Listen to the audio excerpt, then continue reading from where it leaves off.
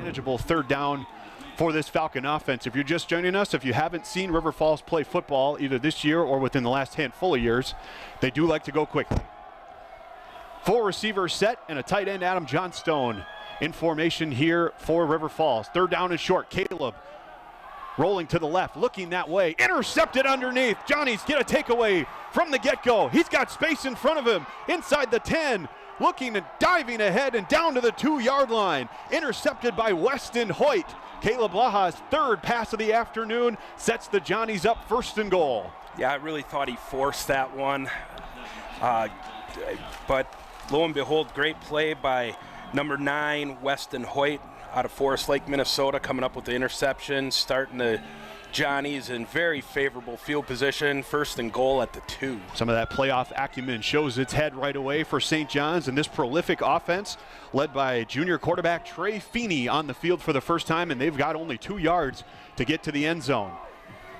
Yeah, Feeney's a good player, and look for number 2 down here, Wheeler. Wheeler is a terrific ball catcher. Had 4 touchdowns receptions last week for St. John's.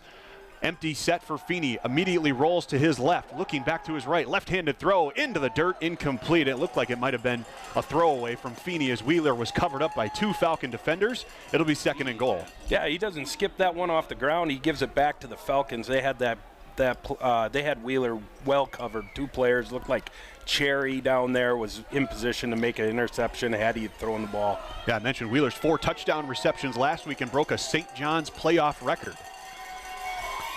3 receivers this time. Bomert, the tailback, next to Feeney in the backfield. Just about a minute into this one. Bomert going to throw, looking for Wheeler. Again, back of the end zone. Incomplete out of his hands, or in and out of his hands, I should say. It'll be 3rd and goal. Pretty good coverage by Trent Cherry, but an even better throw from Feeney gave Wheeler a shot there. Yeah, that was a heck of a throw, but I think we're going to see that matchup all day today. Trent Cherry versus number 2, Dylan Wheeler. I think we're going to see that matchup a lot.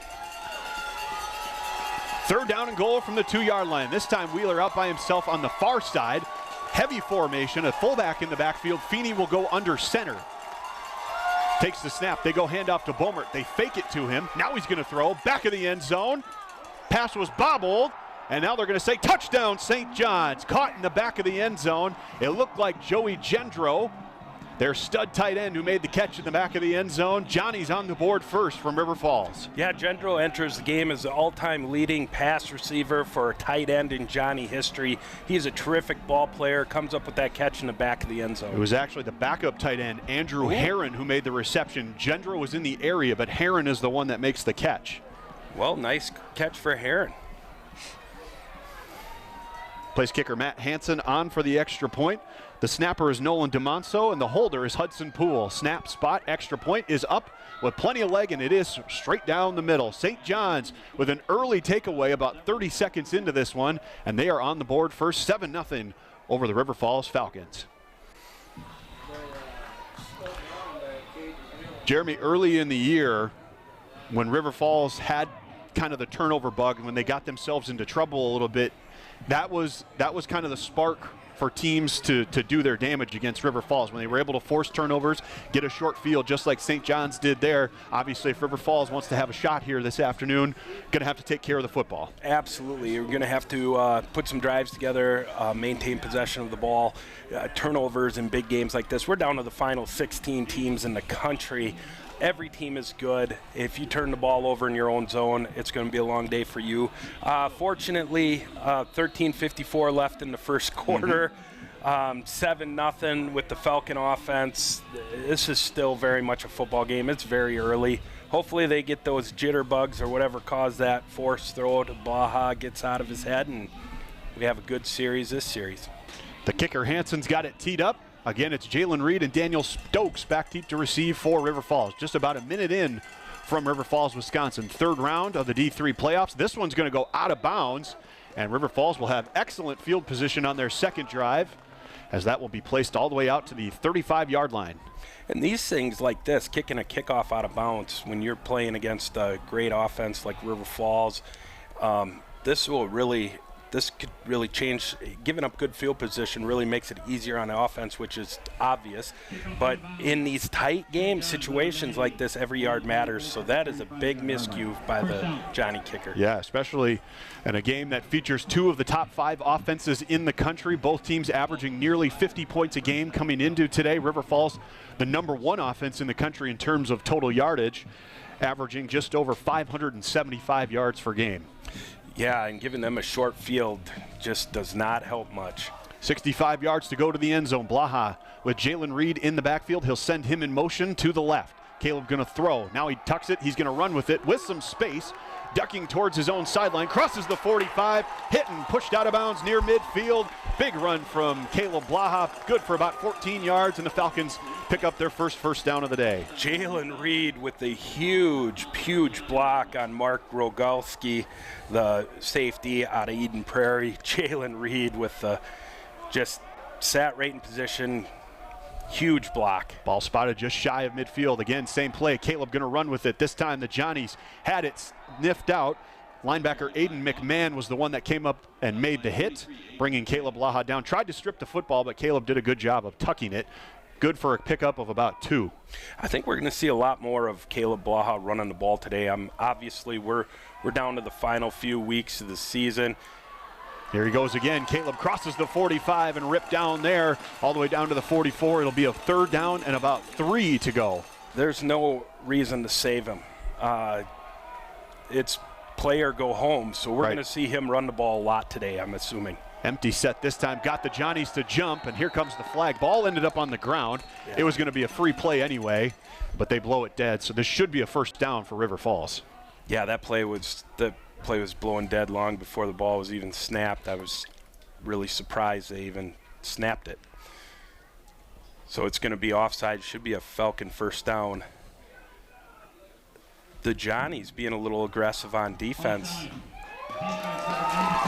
The one thing about the Johnnies I saw in the few films I've watched of them is they like to handle the run game with their 4 down linemen and their Mike linebacker, and they like to play a lot of zone coverage behind that.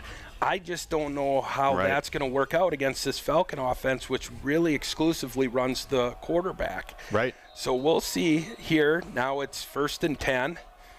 Trevor Asher, the tailback, with Caleb now. John Stone lined up as the H-back. And now River Falls with some early motion, and now we're going to back up 5 yards. By the way, Kenneth Kell is our head referee here this afternoon. Umpire is Stacy Pegues. Head linesman is Patrick Weber. The line judge is Carl McGill. Field judge is Jim Sullivan. The back judge is Ryan McMillan. And our side judge is Mike Salvatore.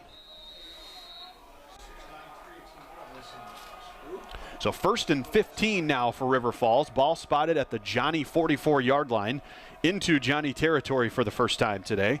Early turnover for River Falls. Caleb Blaha, just his, I believe his 7th interception of the season that he's thrown. 1st and 15, empty set for Caleb. Gonna throw, looking middle, firing that way. Tip, but it ends up in the hands of Weslowski anyway, right near the 1st down marker, and I think they're gonna give him enough yardage. Give him 16, another 1st down. You know, Weslowski in the last few weeks has kind of emerged as, if there is a leading receiver on this team, which I don't really picture them, thinking that one guy's a number 1 or another guy's a number 2. I think they're just all interchangeable. But Weslowski has made some terrific catches here in the last few ball games, particularly that really great one over at Stout. Now we have an official's timeout. I'm not exactly sure what the reasoning is for this, but yeah, you're right. In terms of yardage, Weslowski would be the leader in the clubhouse with 555 yards. Austin Rush, not far behind with his 505, and then you look at Steven Reifenberger and a host of others that have all gone over 400 yards. But to your point, right, they don't really see it as, this is our number 1, this is our number 2. Right. It's whoever's getting open, whoever has the hot hand that day in whatever matchup that they feel like they can exploit. That's been the case. Right. Here's the thing from the Johnny perspective that I'm seeing so far in the game is that those last 2 plays where Weslowski ended up with a catch, and then even the previous play we ended up with a run play there from Blaha, is we're seeing some tight man coverage, which I wasn't really sure how the Johnnies were going to play the Falcons. I was thinking, if they're going to stick with that sort of that zone behind, keep that front intact, sort of, manage the run, but we're going to cover the pass with that zone. But that hasn't not been the case here early in the game. They've been playing a little bit of man coverage, and credit their DBs. They've hung with these receivers from River Falls. Kind of a little bit about both these teams, how we got here to this point in the third round of the playoffs. Both teams received first-round byes into the playoffs. They both had home games last weekend. River Falls beat Chapman University, which is a D3 school, of course, out in California. That final score was 58-7. Falcons put up about 550 yards of offense last week. St. John's, a little bit more competitive in their game. It was 21-9 at halftime. They played the Monmouth Scots up in Collegeville, Minnesota last weekend. Johnny's got a hold of the football and just kind of ran away with it in the second half. Final score was 49-15. Mentioned it earlier, Dylan Wheeler broke the St. John's school record for touchdown receptions in a playoff game. He ended up with 4 touchdown receptions. And their tight end, Joey Gendro, who's the school's all-time leader now in receiving yards by a tight end. He broke that record last weekend as well. So big day for both of these clubs offensively, especially last week in big victories. And if you go by the rankings in the final regular season rankings, St. John's finished number 7 and River Falls finished number 3 in the D3Football.com poll. So we got a top 10 matchup here this afternoon. Absolutely. And the other thing too is watching both those teams play in those games last week, the most shocking thing as being an old ball coach is both fields completely covered in snow. Right. The wind's blowing. I would imagine the wind was blowing the same up in Collegeville. It's not that far away. And both offenses seemed to move the ball as if they were playing on a sunny Saturday afternoon. And I found that very positive for both ball clubs. I'm going to take a quick break and see if we can figure out exactly why we have the stoppage.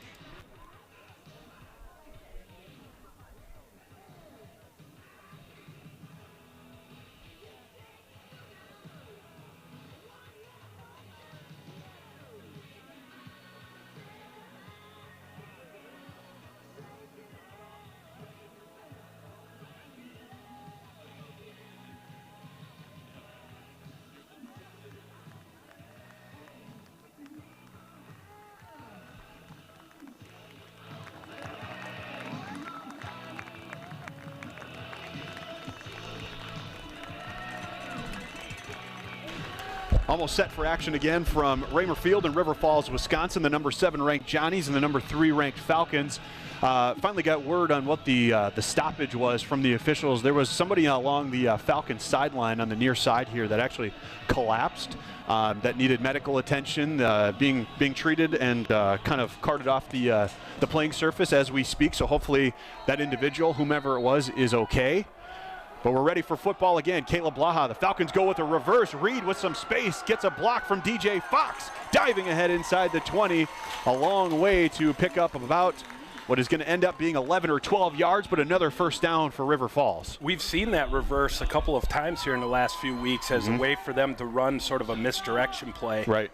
And Jalen Reed is terrific at running it. Same formation here for River Falls. Reed will motion to Caleb's left. They fake the handoff to him. Caleb's going to run with it off right side, looking for a block from Adam Johnstone. Never quite developed the way they wanted it to.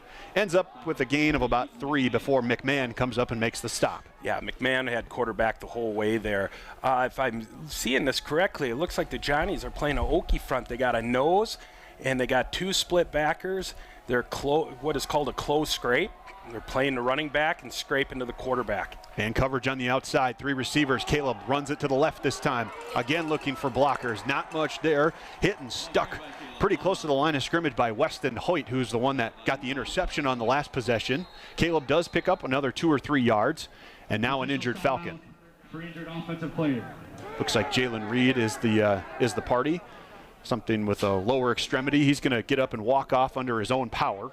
So this will be a brief stoppage. Hopefully Jalen's all right. Trevor Ashler comes back into the game in place of him. Austin Rush, Blake Rohr, Jake Hilton, and Adam Johnstone are the other skill position players on the field, along with Ben Weslowski. Blaha in this offense moving the football for the first time a little over 4 minutes in. They send Asher in motion. Caleb fakes the pass, going to run straight to the right, off of right tackle, bounces off the first hitter, dives ahead for a first down. It'll be 1st and goal from the 6. See, I think we're going to see a lot of that today because I don't think that the Johnnies with their defensive structure can account for the quarterback run game. When we saw that Trevor Asher motions out, one of the linebackers leave. Yep. And opens up some space. Yep. We're going to see that. It was a great play for a first down. Already about 6 carries for Caleb on this drive alone. 1st and goal from the 6-yard line. Asher again the tailback. They send Weslowski in motion across the formation. Caleb clap of the hands, going to throw, looking Ben's way, now rolls to the left. Looking back of the end zone, nothing there. Fires over the middle, caught, touchdown River Falls. Austin Rush, Falcons on the board. What a great play by Caleb Blaha to just be patient, wait for his receiver to open up, and Austin Rush sitting there in the zone coverage. Austin Rush with his 7th touchdown reception of the season. He had 2 of those bad boys last week. He's been the hot hand. Yeah, what a great drive to come back after turning the ball over. The Johnnies score, Falcons come back and score one of their own.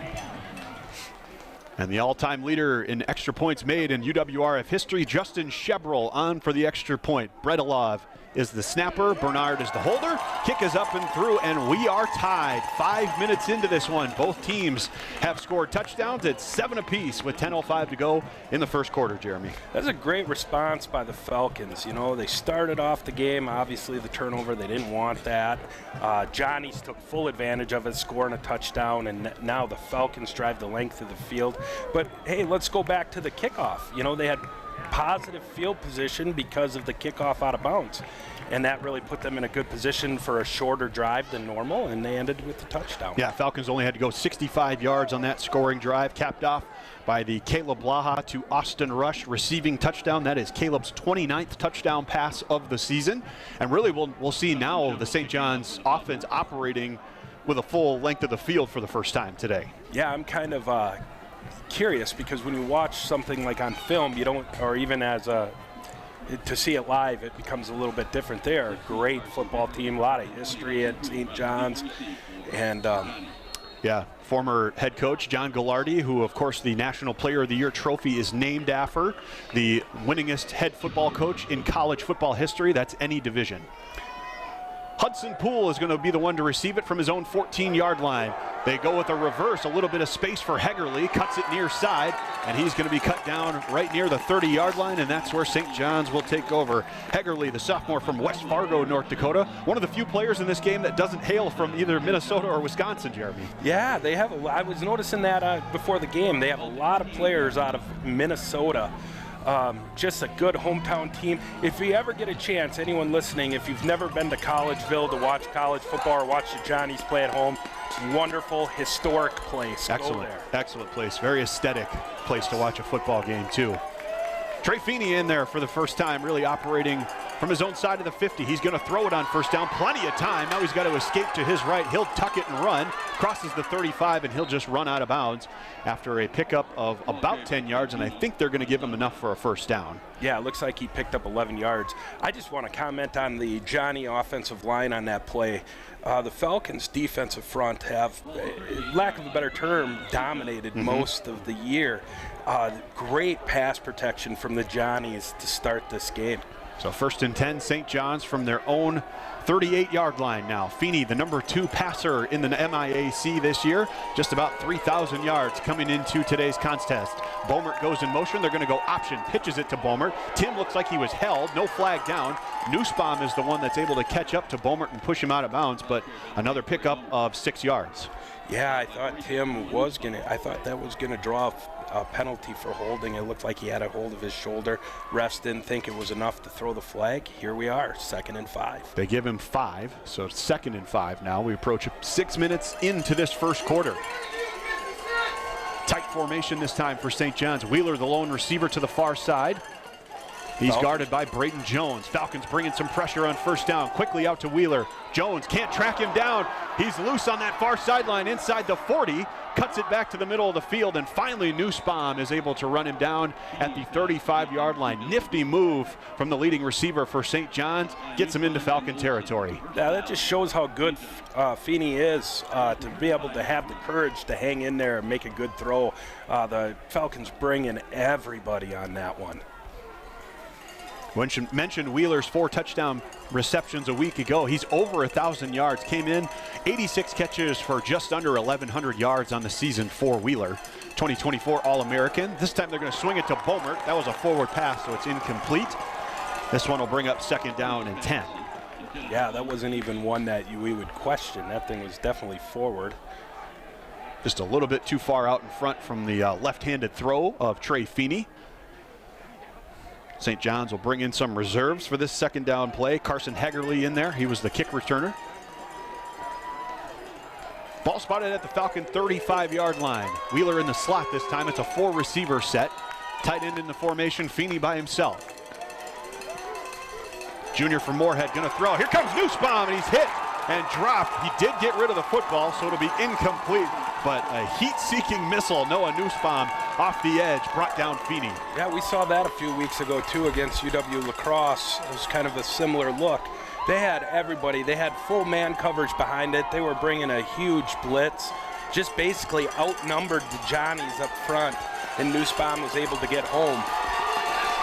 It's a big third down here. River Falls brings in some new defensive linemen for a pass rush. 3rd and 10, trying to get to the Falcon 25-yard line. 3 receivers bunched to the near side. Feeney sends a man in motion. Gonna throw, they swing it out to him. Gotta make him miss, he cannot, it's gonna be a loss on the play. Falcons track him down. Nussbaum, Jones, and a couple others. The first to hit him, it's 4th down. That was really smart. Smart on probably both sides. The Johnnies needed to know that they didn't need to get the ball out quick. But the Falcons, you see some of those guys that were up, like Nussbaum, like he was gonna blitz, dropped into coverage and was able to come up and make the play on the running back. Great play by the Falcons. And with the ball at River Falls' 36-yard line, it looks like St. John's is gonna punt. Matt Hansen, who also handles the kicking duties for St. John's, lined up in a punting position. His heels at his own 49. Good snap, he will punt it away. This one's high end over end, not gonna go very far. Off the side of his foot, it'll bounce near the 20. It actually stays in bounds, ends up being a much better situation for St. John's. Didn't look good off the foot. They get a friendly roll, and River Falls will take over at their own 12-yard line. It's so great watching these games, you know, now that they're all tight and the teams are really good and the coaches are really good. We're seeing some AP coaching out of both these clubs, trying to counter what the other people is doing. You know, Falcons bring a heavy rush. They come out with a quick throw.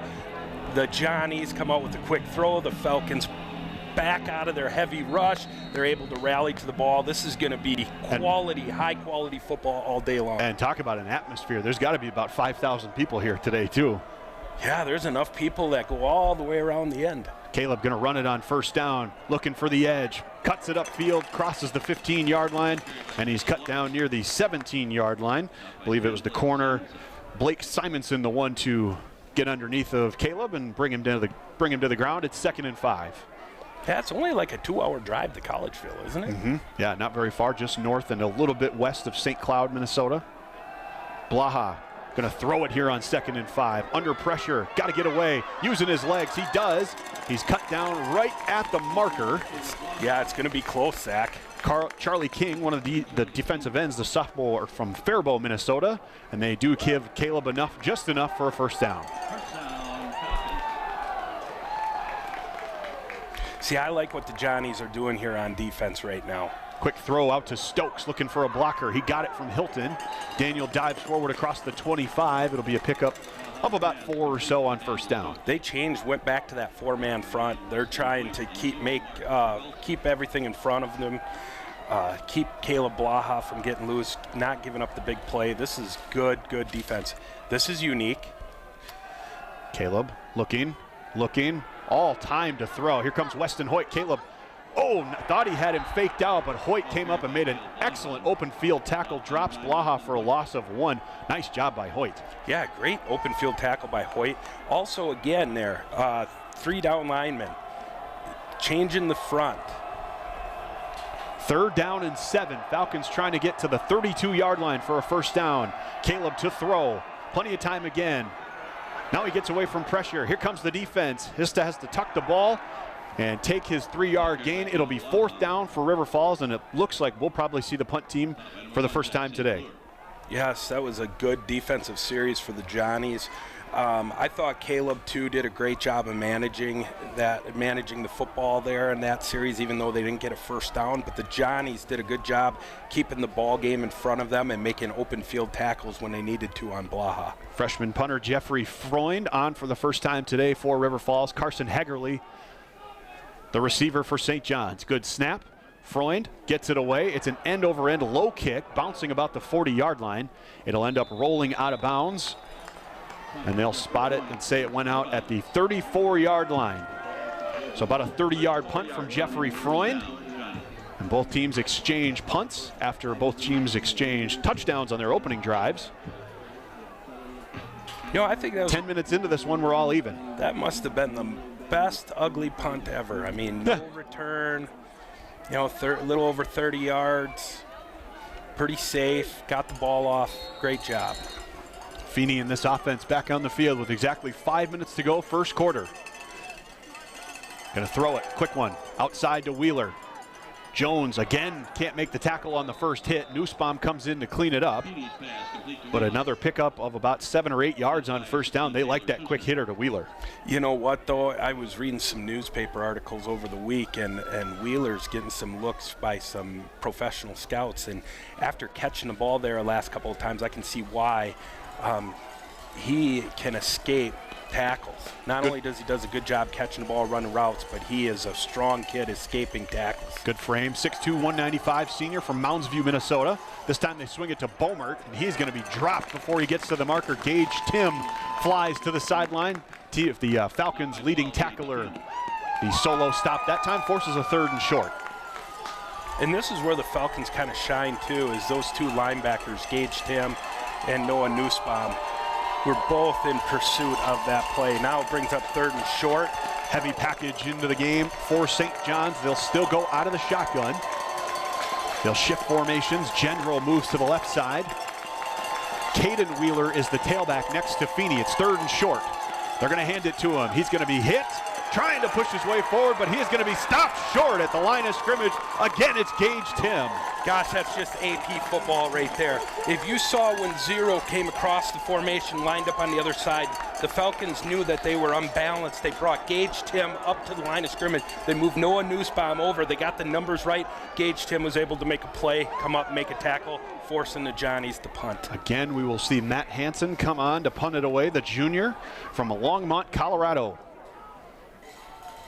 Falcons with all 10 at the line of scrimmage. Reed back deep to receive. This time much better punt. Spiraling kick. Reed calls for the fair catch, and he makes it at the 19-yard line. Tap of the helmet out of respect from Dylan Wheeler, and the Falcons will take over with 81 yards to go.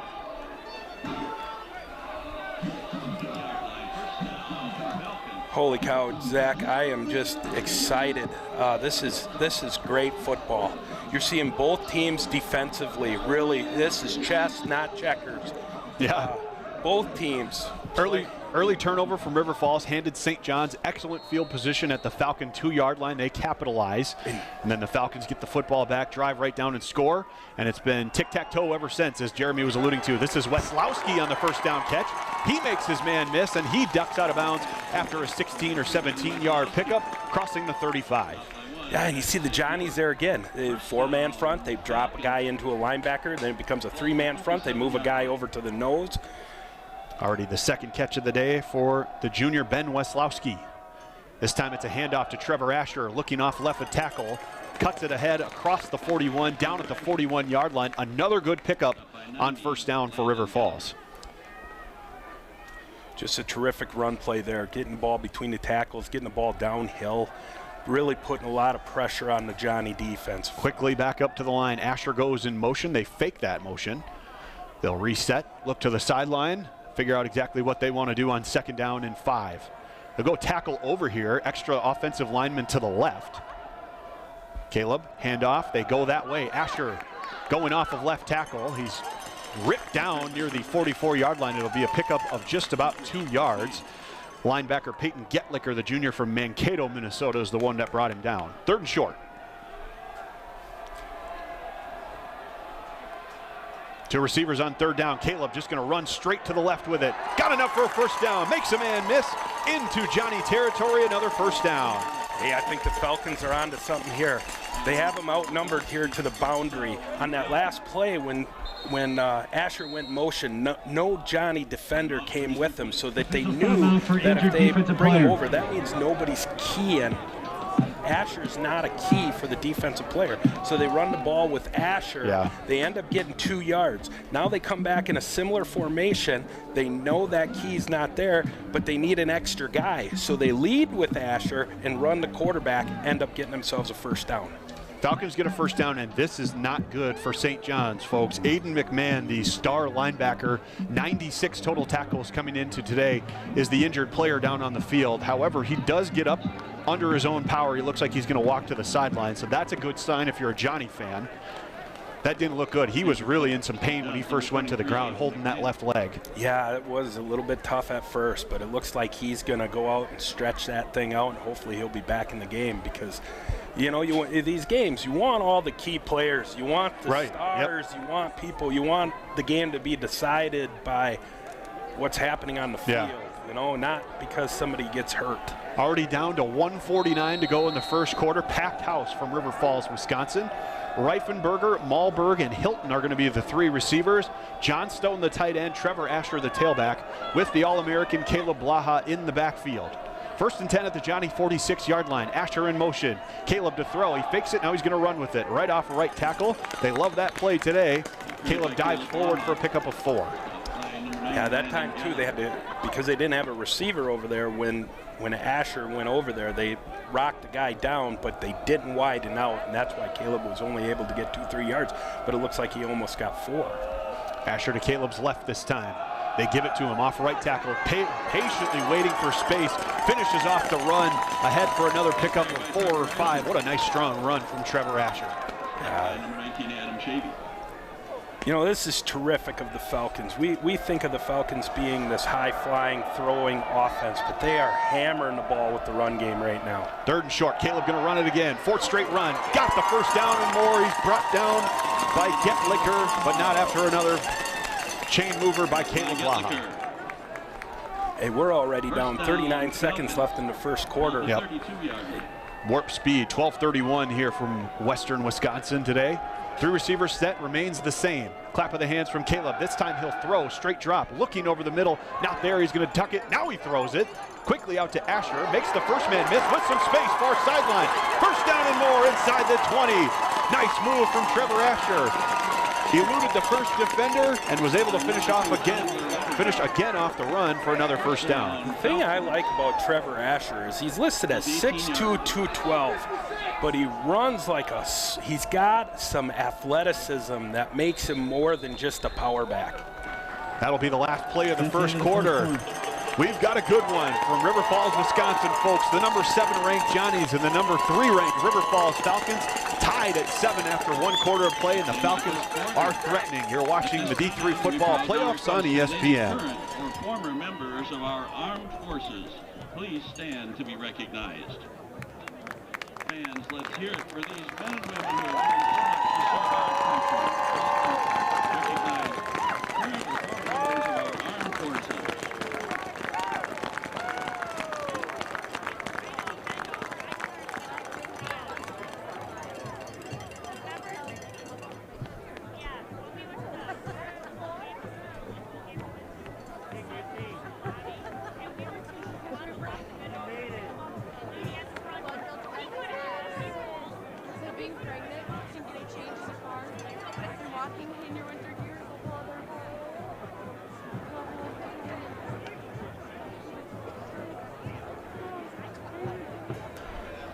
Almost set for the 2nd quarter from River Falls, Wisconsin, the 3rd round of the 2025 D3 football playoffs. River Falls Falcons handed St. John's excellent field position for their first series all the way down to the Falcon 2-yard line. Johnny's capitalized with an Andrew Warren touchdown reception from Trey Feeney. River Falls takes the next series right down the field. It was a Caleb Blaha to Austin Rush passing touchdown, and that's got us to our score. Falcons threatening to open up the second quarter. It's 1st and 10 from the Johnny's 17-yard line. Caleb in an empty set, looking to run. Now he steps back like he's going to throw, looking for the back of the end zone. A lot of contact, and here's the flag. Pass is incomplete, too far for the intended Blake Rohrer, but the Falcons are going to be handed excellent field position. Zach, on that play is the play that I make comments on probably quite a bit over the year. But you see Blaha catch the snap, and he takes off running, and he dips his shoulder into the line of scrimmage. That sucks the safety to play downhill because they need an extra guy to account for the quarterback. Then he just drops back into some sort of half rollout. Of course, Rohrer was running a post corner. The defense had nothing to do there other than pass interfere. Otherwise, it was going to be a touchdown. Just high quality football. That is something I'd never even think of as a way to run play action. So of course, penalty or pass interference, excuse me, is the call. And now it's 1st and goal, River Falls from the 3-yard line, threatening to take their first lead of the day. Jalen Reed in for Trevor Asher in the backfield. Weslowski, the lone receiver, to the right. Rush, John Stone, and Rohrer, the 3 receivers to the left. Now Reed in motion, and we're going to have a stoppage and a timeout taken by St. John's. First timeout used by either team. Head coach Gary Fashing wants to use one here with his team backed up all the way to their own 3-yard line.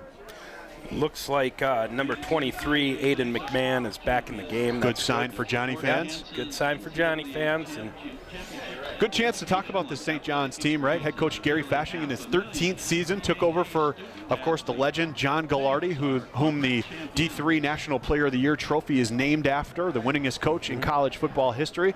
But Gary Fashing played for John Gallardi in the 80s, graduated, I believe, in 1982 was Gary's senior year, had an excellent team that year. Longtime assistant with St. John's, and now he takes the reins, and he's doing an excellent job. Yeah, I think it's a lot the same. The one thing I always thought about Johnny's when we played against him when I coached, and John Gagliardi and all those guys, is they're not opposed to just doing anything. They're not really, they're kind of like River Falls is now, where they just draw up things, and they're so creative, and they play such good, sound football. 1st and goal. Caleb's going to run it straight up the middle. He's hit and driven down. Maybe got a yard on the play. Looked like Landon Danner was the first one to hit him right in the middle. Yeah, and Charlie King was in on that too. That was a great job by the Johnnies just staying home. Right back up to the line. Caleb to run it again, this time off the left. Another yard, reaches for the pylon or for the end zone. Lost the football. They're going to say he was down. The ground caused the fumble. Did not get into the end zone. They'll mark it at the 1, and now we've got an injured Falcon. A lot going on that play, Jeremy. Yeah, I thought they were calling the runner down. He couldn't quite get the ball. I couldn't see it from here. Yeah, Maybe he was trying to reach for the goal line. I mean, obviously we don't have like the NFL where they have 32,000 different angles, and they could see whether the ball broke the plane before his knee was down. But the referee there had a pretty good angle at it. We'll take his word on it. Yeah, left tackle DJ Fox is the one who's injured, the big 6'9", 320-pound junior from Union Grove, Wisconsin. He'll have to exit for at least one play. Looks like Peyton Kopp is going to check into the game. Peyton started a lot of games, so he'll be fine. But it'd be nice to get Fox back out there. It looks like Fox is going to end up back out there. He's just stretching something out. 3rd and goal from the 1-yard line. Asher left side. He's in, untouched. Touchdown, River Falls. Smart football by the Falcons. You could tell the Johnnies were keying Caleb Blaha, run zone read there. Give the ball to Asher, score yourself a touchdown, take the lead 13-7. The second leading rusher on this team, Trevor Asher, who came in with about 730 yards on the season, has his 6th rushing touchdown of the season, and the Falcons have their first lead of the afternoon. Justin Chevrolet again on for the extra point.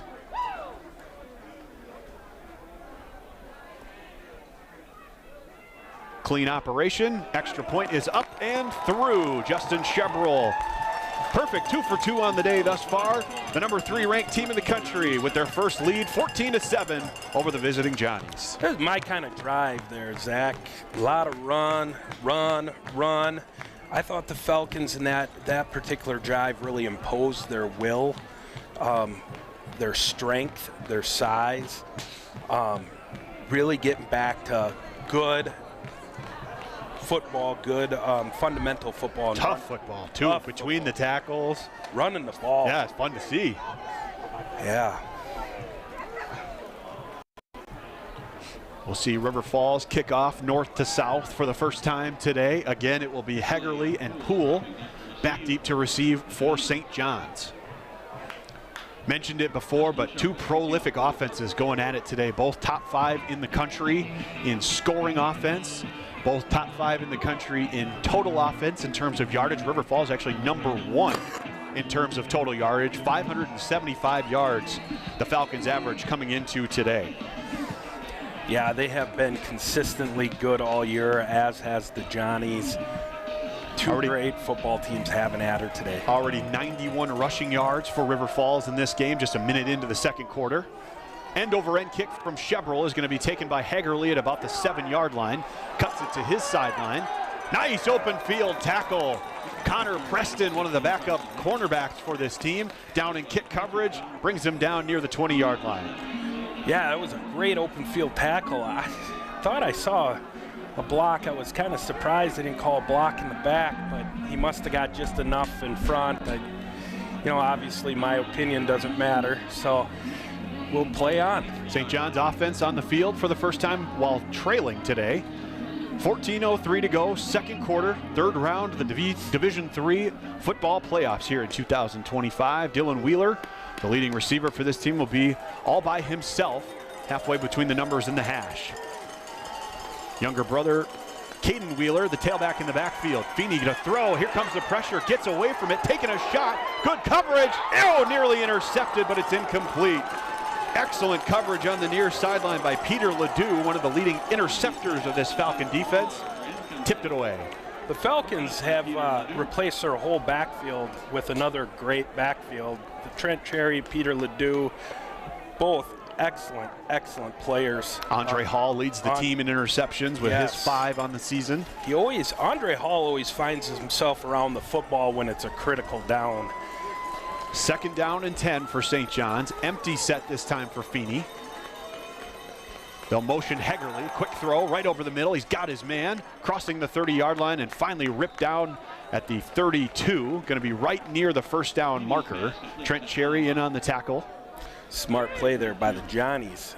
Seeing the heat coming, seeing both linebackers walked up like they were going to blitz, throw the quick slant behind it. Yep, catch made by Riley Schwellenbach that time. Third down and a yard. Again, the younger Wheeler brother, Caden, the senior from Andover, Minnesota, in at tailback. 2 receivers, heavy formation for St. John's, a yard to get. Here come the Falcon pressure, right up the middle. Looks like he got just enough for a first down before he was driven backwards. They will move the sticks. St. John's needed that one. Absolutely. That's something you're going to want to make a note of as this game progresses. We haven't exactly, and if I look at the stats here, looks like St. John's has only ran the ball in the first quarter 3 times for 24 yards. And one of them was a not intended quarterback run from Trey Feeney for about 12 of those. Absolutely. And so, they're going to have to find a way to run the football. Again, heavy formation. Feeney to throw. Lots of time. Looking left. Fires it that way. Completely out of the area intended for Schwellenbach. It was about 5 yards out in front of him. It'll be 2nd and 10. Again, good coverage. Absolutely. Had everybody covered. And he even had the intermediate drag covered by Nussbaum there. They had it all covered up. But they're going to want to run the football because they can't let this Falcon defensive front tee off on Feeney all game long. That's just not going to be something because Feeney doesn't run the ball kind of like a Caleb Blaha. He's more of a prototypical. He's going to throw the ball. Quick hitter out to Wheeler. He's got it. close to the 40-yard line before he's ripped down by Trent Cherry. It'll be a pickup of about 6 yards, bringing up 3rd and 4. And maybe something like that is kind of their run game. Let's get the ball quickly out the Wheeler. Yeah, especially, you know, Falcons are going to play off coverage. You're just going to give us that out route. We'll take it. Right. Trying to get to the 44-yard line. Again, Feeney will be in an empty set. 4 receivers and a tight end in formation. 12 minutes to go, second quarter. St. John's trails at 14-7. Feeney, straight drop on 3rd and 4. Looking, plenty of time, all the time in the world. Finally throws right at the stick. Nussbaum brings him down right at the point of contact at the stick, and they're going to say it's enough for a first down. Nussbaum pleading his case that he stopped him short, but I think they got just enough for a first down. Maybe not. Now they're going to move them. They're going to move the sticks. It's first down. Home crowd, of course, doesn't like it. St. John's crowd applauds. It was pretty close. That was about as 50-50 as you could get. He caught it right at the stick, and they marked forward progress. Yeah, given my glasses, I'm probably not one that has a real valid opinion on the whole thing, so I'll just go with it. Late substitution, Schwellenbach comes on. 1st and 10 from the 44-yard line. They move Bromert in motion, excuse me. Feeney keeps it, not much there, dives ahead for a pickup of about 3 before Cody Curtis taps him down. And Carter Quam in on the tackle as well. If I was coaching the Johnnies right now, that would be a way I'd want to maybe try running the football a little bit. They've had some success there on that little double option play where Feeney just attacks the end of the line of scrimmage, you know, finds himself a pitch key, and we'll go from there.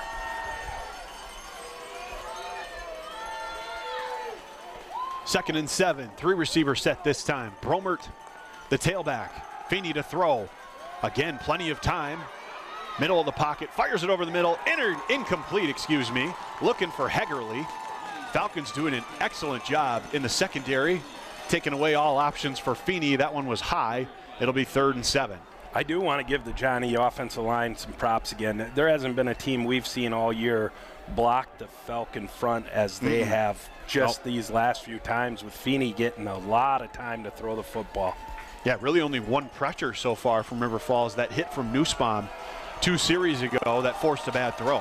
Yeah, and that was a bit of a jailbreak blitz. They had more blitzers than they did blockers. So 3rd and 7 for St. John's. Crowd talking some defense for their home club, the Falcons. And again, a timeout going to be taken by head coach Gary Fashing. St. John's will just have 1 remaining here in this first half. Right. Looked like they were a little bit kind of out of sorts, maybe misaligned, and this is a big 3rd down, especially for St. John's. So going to want to make sure you get this one right. Yeah, the last thing the Johnnies want to do here is allow this, you know, to give the Falcons the ball back, which gives them the opportunity to make this a 2-score game. I think a 2-score game, even this early in the game, becomes a pretty heavy mountain to overcome because the Falcons appear like they're very content we're going to run the football. Yep. Mentioned it before, but just the 11th all-time meeting between these two teams, and actually the first one ever in the playoffs. The lone victory for River Falls in this series came back, Jeremy, and you remember this team well. 1937, it was a 12-6 victory for the Falcons. Oh, goodness. That's probably when the field was over by Rodley, somewhere over there. St. John's trying to get to the Falcon 46-yard line for a first down. 10-13 to go. Falcons with all 3 timeouts remaining. St. John's down to 1. 4 receivers set in an empty backfield for Feeney. Gonna throw. Left-handed, fires that way towards the sideline. It's incomplete. Too low for the intended Dylan Wheeler. It'll be 4th down. Great coverage there. Great coverage by Ledoux. He's got himself off to a good start. And for the 3rd time now, we'll see Matt Hansen on to punt for this Johnny Ball Club. Jalen Reed back deep to receive for River Falls. Falcons look like they might be bringing some pressure. A lot of helmets up on the line of scrimmage here. Low snap, handled well by Hansen. Gets the punt away, spiraling. Reed again calls for a fair catch and catches it at the 19-yard line for the 2nd drive in a row. River Falls will have 81 yards to go if they want to get to pay dirt. Smart football by Reed there, calling for the fair catch and making the catch on that one. That ball was coming down nose up. That ball would have rolled forward. For him to just track it down, make the fair catch, that probably saved at least 10, 12 yards. Falcons up a touchdown with 10 minutes to go here in the second quarter with the football. They've produced about 150 yards of offense so far here this afternoon. Blaha to throw it on first down. Quick hitter to Hilton. Crosses the 25, pushed out of bounds. Close to the first down marker. It'll be second and short. Nice easy throw. Get a little rhythm going on the series. Yeah, they had such a bunch formation. I was surprised when I saw Hilton make that catch. I didn't know who he was throwing it to. Receivers stacked that far side now. Handoff Reed, waiting patiently for blocks to develop. He's able to dip and dive his way through, crosses the 30, and gets a first down. That's AP football right there by Jalen Reed. You just get the sticks, get the first down, make a north-south cut. First and 10, Falcons already back up to the line of scrimmage. Caleb, clap of the hands. They swing it to Reed, looking for blockers. Cuts it across the 30, nearly lost the football, able to cover it up right at the last second. And he's tracked down right at the 35, so they'll say pickup of 3. And again, right back to the line of scrimmage, same formation. Tight end to the left is John Stone. Caleb to throw, looking right. He's got Reifenberger at the 40, pushing his way forward through a couple of Johnny defenders. Number 4, Will Perutka, the sophomore, was able to bring him down and wait for the rest of his help. It's third and short. Yeah, throwing the ball a little bit more, getting some quick throws, trying to loosen up that front of the Johnnies. Empty set. Caleb trying to draw the defense offside to no avail. Play clock down to 20. Falcons look to the sideline. Malberg in the slot. Reed to the outside. Hilton in the slot. And Reifenberger, the other receiver, to the outside. Caleb going to run it himself on third and short. Bounces off the first hit. Let's see where more forward progress is marked. And they're going to be short of the first down. It would not be unlike the Falcons to go for it on fourth down here. We do have an injured Johnny on the play. And again, it's McMahon, and they'll stop play to get him off the field. So the second time today, Aiden McMahon goes to the turf, favoring that left leg. And he'll have to be helped off again by one of the trainers. It looks like Falcons aren't even really... Not going to blink. They're going to go for it. Yeah. At this point, a lot of people would call this gambling. River Falls, that's just how they operate. Fourth down on the season for River Falls. They are 21 of 37 on fourth down tries.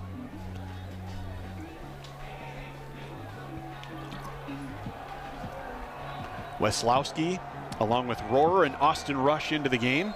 They are the receivers. Trevor Asher will be the tailback. Falcons still looking to the sideline. Caleb, for the moment, will be by himself in the backfield. Less than a yard to get.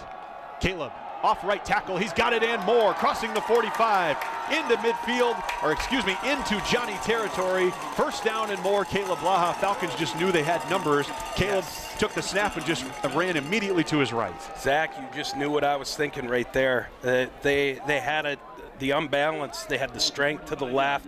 They saw that they had him outmanned and out-leveraged here to the right. Caleb runs, gets himself a first down. Caleb with 67 rushing yards in the first half. He's going to throw it on first down over the middle into coverage. What a catch by Blake Rohrer. In between 3 defenders. Excellent throw from the All-American Caleb Blaha. Falcons deep into Johnny territory.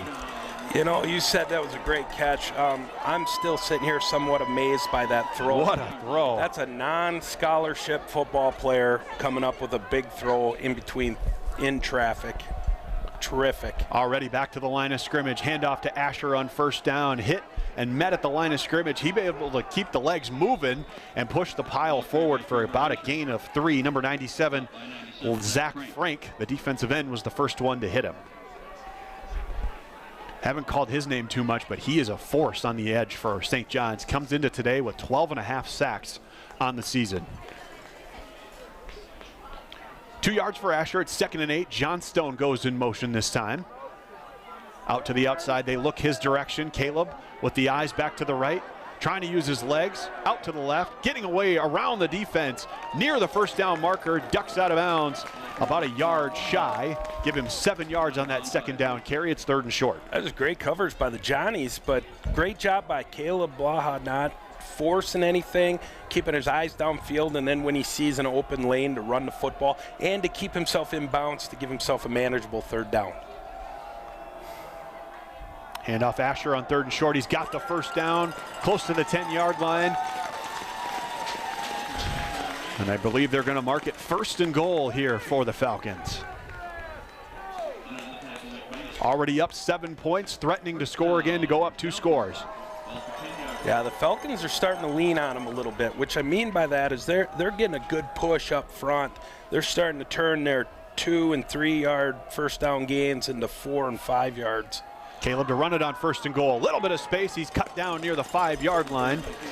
That was number 4, Will Peruka, came up from his safety spot to knock down Caleb Blaha. 2nd and goal from the 5. Rush, Rohrer, and Weslowski, the 3 receivers on the field. Johnstone, the tight end. Trevor Asher still in there at tailback. The 6'2 sophomore from Elmwood. Been big on this drive. Zone read. They give it to Asher. Bounces off the left side. Oh, and a nice open field tackle. It looked like Asher was going to walk into the end zone for a second there, but he's brought down inside the 2-yard line. And again, we may have an injured Johnny. No stoppage yet.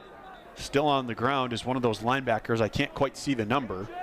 I think he was the young man that made the tackle. Yeah, it was. It was the person who made the tackle. I just never saw who it was. Yeah. So we'll get a stoppage here on 3rd and goal from the 2-yard line as they tend to the injured player. River Falls with all 3 of their timeouts remaining. St. John's down to 1.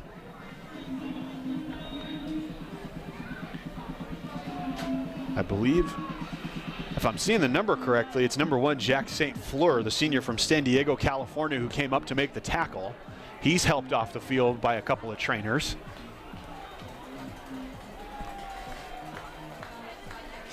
So it'll be 3rd and goal now as we approach just 5 minutes to go here in the opening half from River Falls, Wisconsin. 3rd round of the D3 football playoffs.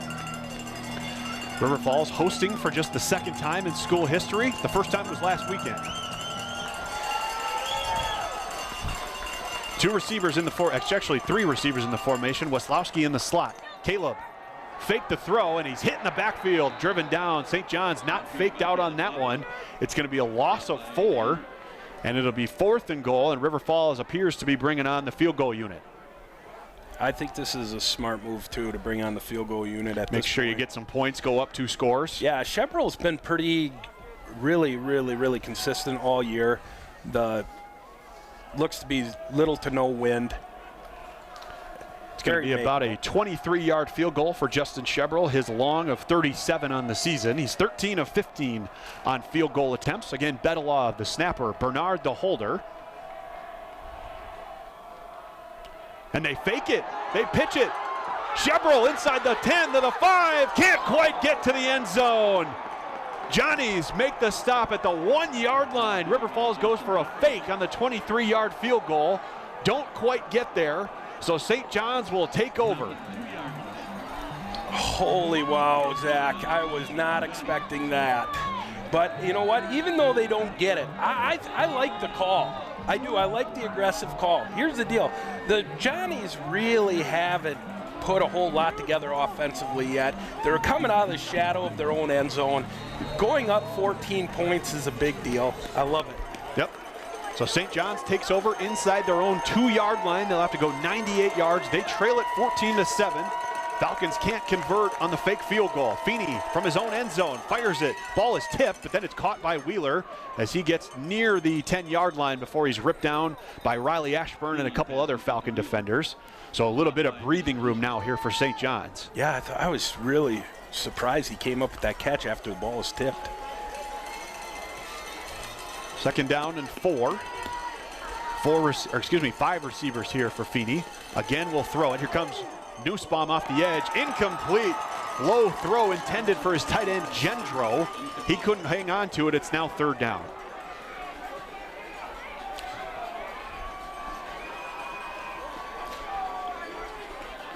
this is why if they can get a stop here, the fake field goal is almost a non-issue. Yeah, especially when you have 3 timeouts remaining. And the Johnnies will be punting out of their own end zone. Falcons look like they're bringing pressure on 3rd down and 4. 3 receivers for Feeney. 2 tight ends in the game. Gonna throw it. Quick hitter outside. Did he hang on to it? They're gonna give him a catch on the outside, right past the sticks. Great catch by Dylan Wheeler. Team's leading receiver. St. John's gets a 1st down. Yeah, that is a terrific catch by Wheeler.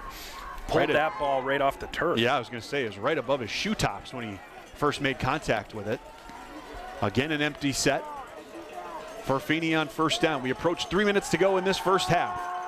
Throwing over the middle. This time he's got his tight end, Gendro. Brought in near the 20 and ripped down at the 21. Give him 6 yards on that 1st down catch. Gage Tim, the first one to hit Gendro.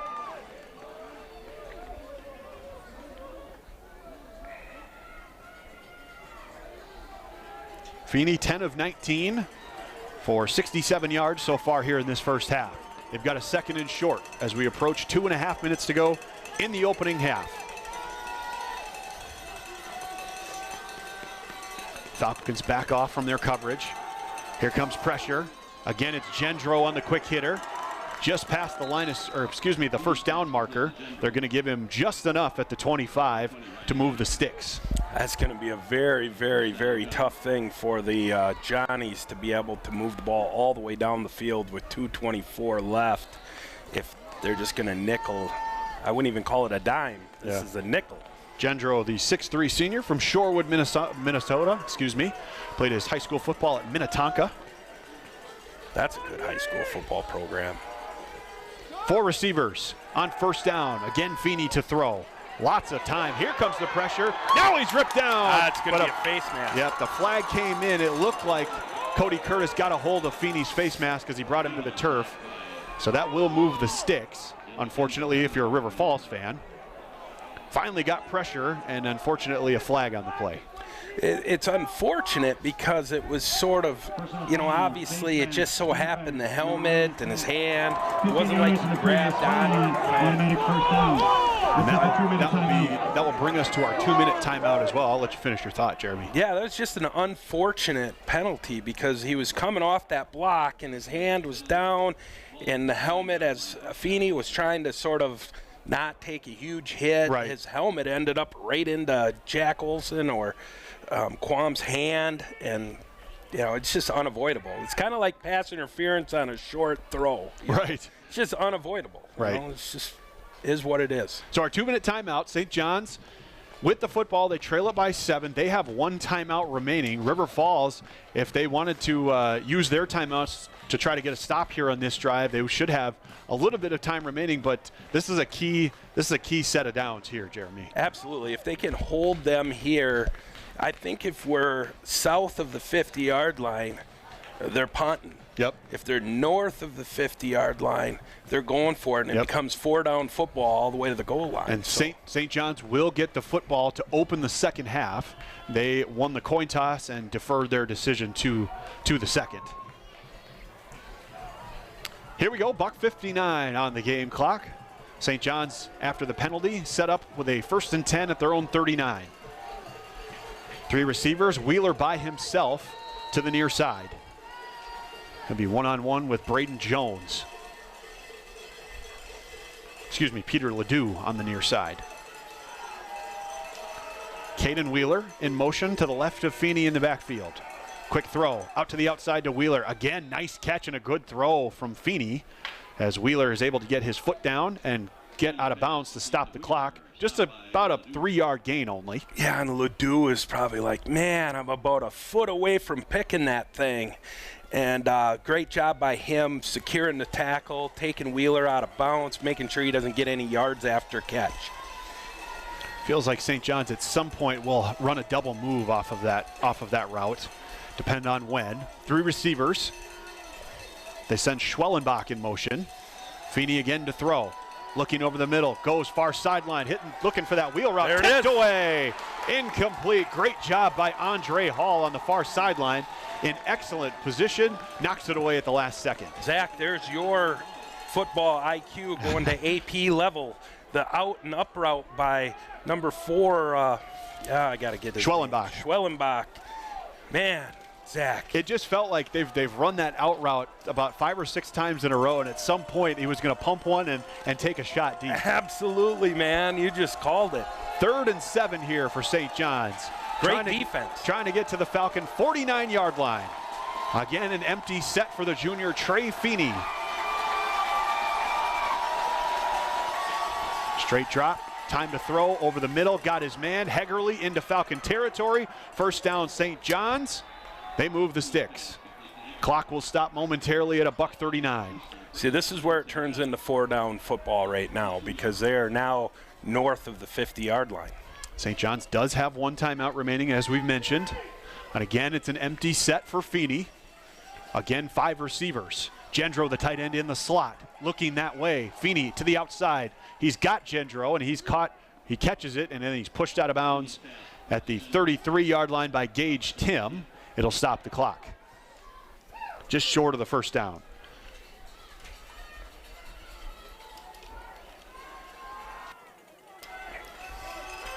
Here we go, empty backfield.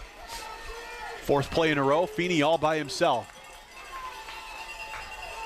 Same exact formation here for St. John's. Again, looking over the middle, plenty of time, fires it that way. Ooh, too far for that time for the intended Hegerly. That'll bring up 3rd and 1. One of the Johnny offensive linemen came up a little limp. Michael Bougie, the 6'5 junior from South St. Paul, on that left side of the offensive line, grimacing a little bit as they head back to the huddle. We had Andre Hall in coverage. He was right there trailing the guy the whole way. 3rd down and short. And again, St. John's will go with an empty formation. This feels like quarterback run territory. River Falls looking like they're bringing pressure. A lot of helmets at the line of scrimmage. Feeney to throw, got to get rid of it. Ball tipped and still caught anyway. Hegerly on the in-breaking route right inside the 30-yard line picks up another St. John's first down. I thought Nussbaum got a hand on it, but it still ended up right on the numbers to Hegerly. Yeah, it looked like it just went right through his hands. He did. He tipped the ball just a hair. I thought maybe he was in a position where maybe he could pick that. Fresh set of downs with a minute to go in the first half. St. John's trails it by a score. Feeney to the far sideline. Nice catch by Gendro. Kind of had to go down and get that one off his shins. He is able to back his way out of bounds to stop the clock with 55 seconds and another first down. This is probably the best looking drive of the day for St. John's. Yeah, it's been really consistent. They've been really consistently throwing the football out near the sideline and getting great protection from their offensive line. Now River Falls will elect to use their first timeout. Defensive coordinator Jake Wissing wants to talk things over with his unit, kind of on their heels a little bit on the last handful of plays. Yeah, it's interesting because, sure, they moved the ball and stuff, but it's been, like I said, they've been nickel, first, getting a first down every 2-3 plays. You don't really want to step up because you don't want to get the ball thrown behind you. Right. By the way, this drive started for St. John's at their own 2-yard line after River Falls faked a field goal, tried to flip it to place kicker Justin Shebrel. His dive for the pylon came up about 1.5 yards short. So St. John's was backed up all the way to the shadow of their own end zone and has driven all the way down to the Falcons' 18-yard line, and they've got 55 seconds to put it in the end zone. It's been an empty backfield for Feeney on most of this drive. And again, it looks like more of the same. Wheeler, the lone receiver, to the near side, right near the hash. 2 receivers to the far side. Gendro, the tight end, to the right. Left-handed Feeney, straight drop on first down. Here comes the pressure. Now they're going to get to him. Falcons with their first sack of the afternoon. Jack Olson, the senior, from right down the road in Prescott, brings them down for a 7-yard loss. That was smart because they had Susner moved out and they were backed off the corner. The corner actually was played up in coverage, but the corner backed off and Susner played underneath Wheeler. Clock continues to run. We're inside of 30 seconds to go now. Hegerle moves to the left side of the formation with Gendro. It's 4 receivers now for Feeney. Down to 20 seconds. Gonna throw it on 2nd and long. Here comes the pressure again. Ball's on the ground. It looked like Feeney jumped right back on top of it. St. John's nearly lost it. And they will have to use their last timeouts. Back-to-back sacks for the River Falls defense. Forces St. John's to use their 3rd and final timeout in a 3rd and a country mile. St. John's. Great job by Jake Wissig. Moving those guys up, playing the under coverage, out wide, forcing Feeney to step up into the pocket, and now we're starting to get a little bit of a pass rush. 13 seconds to go. St. John's has forever to try to get a first down. They have no timeouts left, so something has to, if they're going to try to get the field goal unit onto the field before the end of the half, something will have to be to the boundary or incomplete here, Jeremy. Right. And they do have to get a little closer. I mean, a 50-yard bomb in a 20-degree day. There's not much wind, so No. He's not really kicking into the wind, but yeah, it's a little stiff out That's still a bomb, you know, especially no offense to D3 guys, but 50 yards is a bomb in Division III football. And Matt Hansen has made a 47-yard field goal on the season. That is his long. yeah, that's a bomb. So this would be about that, all of that. 3rd down and 25. St. John's trying to get all the way down to the Falcon 9-yard line for a first down. No timeouts remaining, 13 seconds on the clock. Feeney to throw. Here comes Nussbaum out to Gendro, crossing the 25-yard line, and they'll mark him out at the 21. So a significant amount of yardage picked up with 8 seconds left, and it does look like they're going to try a long field goal before the end of the half. Yeah, I thought that was a smart time to bring edge pressure again. They had Nussbaum coming off the edge. Feeney had to throw the ball almost immediately, and then it was just up to the defense to rally and make a tackle and force a 4th down. The 5'11" junior from Longmont, Colorado, Matt Hansen, on to try what looks to be about a 38-yard field goal. 8 seconds left in the first half. Here's the snap. The kick is up, and it is no good. He pushed it to the left. The Falcons defense holds. I will say, Zach, that was a bomb. He could make that from 50. Plenty of leg from Hansen that time. He just hooked it too far to the left. Had plenty of leg, but he just pushed it too far. Yeah. 2 seconds left for the River Falls offense here in the first half. I imagine they'll probably just take a knee from their own 22-yard line. But crazier things have happened. Yeah, especially with this group. You don't know what you're going to get. It looks like they're taking a knee. Kneel down formation. Falcons will be content to go into the locker room on top of the number 7 ranked Johnnies by a score of 14-7. Excellent first half from River Falls, Wisconsin, between 2 top 10 teams.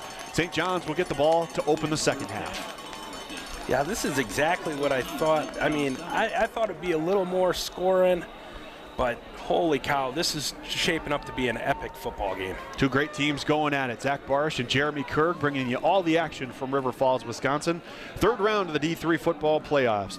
The winner of this game will take on the winner of the Wheaton Thunder DePauw Tigers game, which kicked off at 11 a.m. Central Time. The last time I looked, Wheaton was up by a couple of scores against DePauw, but the winner of this one will actually be the home team next weekend. Both teams on the other side of the bracket, the lower seeds. So both these clubs fighting to get into the quarterfinals and host that quarterfinal game. Jeremy and I will step aside for halftime. We'll bring you a first half recap. You're watching the D3 football playoffs on ESPN.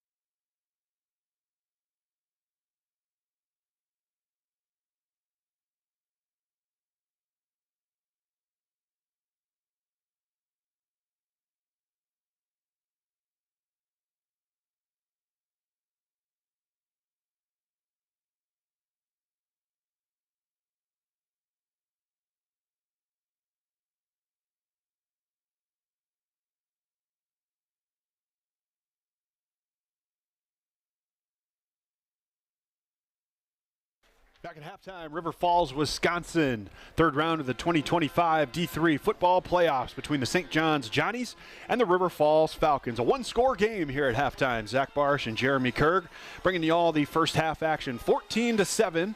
The disparity between these two clubs, a couple of miscues by the Falcons, both offensively and in the special teams game, allowed St. John's to stay in the game in that first half, Jeremy, and the door is still open for both of these clubs. We're going to have 30 minutes to decide who's going to the quarterfinals. Yeah, we could have done without that first drive interception, but I know a lot of people would disagree with me, but I still think the fake field goal was an okay thing to try. Given that, and the reason why is because Caleb Law has 20 carries for 93 yards, and he's averaging 4.4 yards a carry. The Falcons are running the ball 31 carries for 127 yards. They are running the football, which means the line of scrimmage is moving. They are bigger, stronger. Offensively, they are moving the football. Yeah, River Falls outrushed and outgained St. John's 230 to 141 in that first half, the disparity in the total yardage. Both teams coming into today in the top 5 in the country in total offense. So thought maybe the game would be a little bit more higher scoring, Jeremy. But that fake field goal, going back to that for a second, it's one of those, it's like the classic, right? Like if you get it, you look like a genius, and when you don't get it, you kind of look like a donkey. But to that point, though, River Falls was able to bend on defense. They didn't break. The field goal was no good from Matt Hansen, so no harm, no foul, still up a touchdown, but St. John's gets the ball first to start the second half. Right, they're going to have to play great D again this half, and that's in both these teams, and I would say that both these teams, the shadowed part of the game, because they are so good offensively, is how terrific they are defensively. You look at the Johnny's held Bethel to 17 points. Right. I mean, that's no schlub. That's a good defensive team. Mm-hmm. Obviously, the rest of the league isn't as talented. I mean, Cobbers are usually okay out of the MIAC, but to hold Bethel to 17 points says you play good defense. Yep. And so the two things that I was really impressed with St. John's in that first half. Number one, the tackling. They didn't miss a lot of tackles, especially in the open field.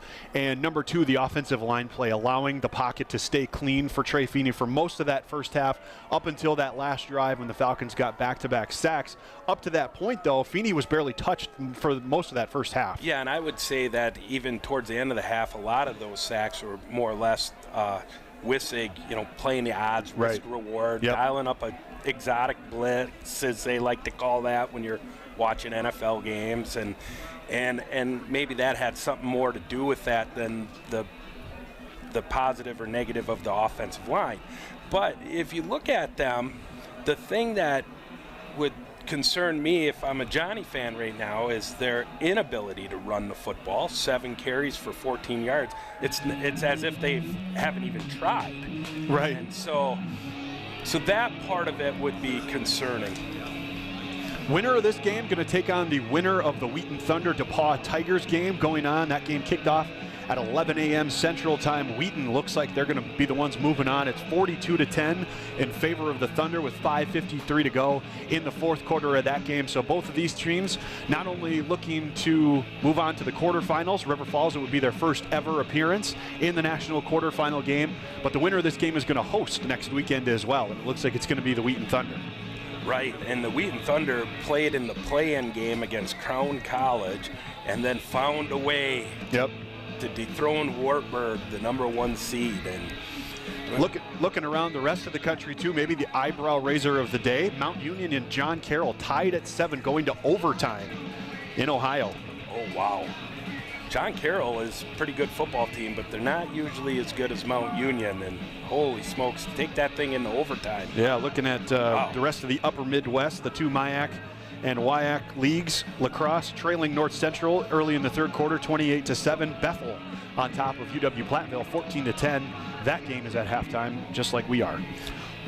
That is going to shape up to be a pretty good game, just like the one here that we're watching. That Bethel team is a great, great football team. And like you said earlier, Platteville, you could get the Platteville that looks like a top 10 team, and some days they don't. And right. assuming that they're playing like a top 10 team right now. Opening kickoff of the second half. Hegerle takes it from his own 15-yard line, going east and west, and he's going to run into trouble. He's going to be taken down at the 17-yard line. River Falls, excellent job in coverage. Number 22 again, Connor Preston, the first one to get to him, along with Carter Klein, one of the backup linebackers for this Falcon team. Back in St. John's up inside the 20 to start the second half. Absolutely. That's a key part of the game so far is the field position battle. I mean, if the Falcons don't put the ball on the 2-yard lines for the Johnnies by throwing a pick, this game could be a little wider gap. 127 passing yards for Trey Feeney in the first half. His offense back on the field to open the second. His team trailing it 14-7. Handoff, Bomert on first down. Didn't see a lot of this in the first half, Jeremy. He's able to pick up a couple yards right in the heart of that Falcon defense. Only 3 rushes by a tailback for the Johnnies in the first half, and it's a good way to start. They pick up 3 yards there on first down, but what it does is if they're able to establish some level of a run game, it should potentially loosen things up in the throw game too. I'm interested, we didn't get a chance to talk about it, but I'm interested to see how the Falcons start playing these short routes that it seems like St. John's has consistently run with success in the first half. If they stay sagged off or if they come up and try to play a little bit of bump and run coverage. Second down pass from Feeney is complete. Again, minimal gain for about another 3 yards, brings up third down. I think it's really hard to say whether they'll do one or the other. I think they'll do it in opportunistic times. Right. Because the one thing they don't want to do is let Wheeler run behind them. Wheeler's such a great talent that they don't want Wheeler having the ball with any sort of space. Right. Third down, we'll call it a long 4 yards for this St. John's offense to open the second half. They trail it 14-7. Feeney straight drop. Looking right, goes that way. Nice, easy pitch and catch. He's got Wheeler, who dives ahead for a first down. You see, Nussbaum is a sure tackling linebacker. Wheeler, even though he ended up getting the tackle, Wheeler catches the ball and still falls forward. That to me says, you know, he's got some skill. Yeah, you worry about him breaking into the open field. So a fresh set of downs for St. John's from their own 29-yard line. Lone receiver is Schwellenbach to the near side. Wheeler to the far side. 2 tight ends in the formation. Tailback Bomert. They fake the handoff to him. Feeney, play action right over the middle of the field. What a catch! Oh, and it's incomplete. It was almost an acrobatic catch right over the middle of the field. Again by the backup tight end Andrew Herron, who caught that lone touchdown for St. John's in the first half. Couldn't quite hang on at 2nd and 10. Yeah, it was a great throw and great job by him getting inside the defender, but also a great job by the defender getting his hand underneath and breaking the ball out. Now, the Johnnies wanted a little pass interference there, but the refs, they just weren't having it. Feeney with 3 receivers to the near side on 2nd and 10. They're going to throw it to Wheeler out of the backfield. Falcons get off the blocks. They slow him down just a little bit. Wheeler is able to sneak off that first tackle. Would have been about a 3-yard loss, and is able to dive ahead for a 2-yard pickup. Susner couldn't quite bring him down. Yeah, it was a great job of him evading Susner's tackle. That would have been a loss on the play, but still great job by the Falcons rallying the football, mitigating it. Now it's 3rd and 8. Yeah, this is where the Falcons make their money along that defensive line, bringing pressure on 3rd and long. Empty set for Feeney. This brought a lot of success for St. John's in the first half. It's a 5-receiver set. 2 to the near side, 3 to the far side. Feeney straight drop, looking right. Plenty of time to throw. Goes that way. Behind Hegerle, and he dropped it. It's incomplete. Just a little bit behind Carson Hegerle. Forced him to slow down just enough. Couldn't quite hang on. It's 4th down. And the Falcons just got just enough pressure to make it a little bit uncomfortable for Feeney. And just made it a tough throw. Great job there by, number 11. Andre Hall. Andre Hall. I get his name mixed up every week. I apologize, Andre. But you're a great player on opportunistic downs. He's like the defensive side of Blake Rohrer. Blake Rohrer shows up on 3rd down for the Falcons on offense. Andre Hall shows up on 3rd down on the defense. Hansen to punt, end over end punt. There's a short one. It ends up out of bounds. Let's see where they mark it. It'll be right at the 40-yard line is where River Falls will take over. Excellent field position for their first drive of the second half. 230 yards of offense for this team in the first half. Unable to capitalize on a 1st and goal near the end of the first half. They went for a fake field goal, was unsuccessful. They forced St. John's to go for a long field. St. John's missed the ensuing field goal attempt of their own. And that's where we stand. 12:03 to go here in the third quarter. Caleb Blaha in an empty set. They fake the run. He's going to throw it. Got to get away from pressure. He cannot. First sack of the day for St. John's, and it's their man, number 97, Zach Frank, the senior from Lino Lakes, Minnesota. His 13th sack of the season. It's 2nd and long. Yeah, Caleb Blaha just hung onto the ball a little too long there, but you know what? They had him covered. You don't force it. 2nd and 12 ain't the worst thing in the world for the Falcons. Caleb trying to get away from Frank. This time he does.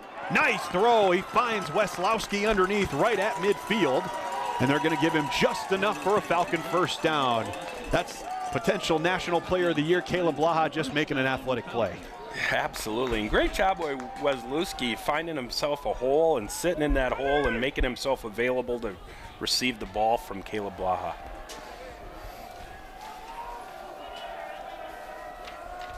The 16th first down of the day for River Falls. Caleb on the quarterback draw off the left side. He's got some space if he can get to the edge.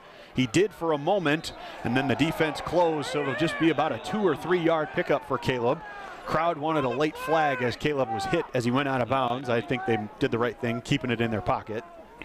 He was wrapped up, and Caleb was trying to, fight for yards. It's a playoff game. It's going to be physical. 4 receivers, 3 of them stacked to the far side on 2nd down and 8. Asher, the tailback, to the left of Caleb Blaha. Straight drop on 2nd down. Caleb looking deep. Stead goes underneath, tipped and nearly intercepted. Great defensive play on that far sideline.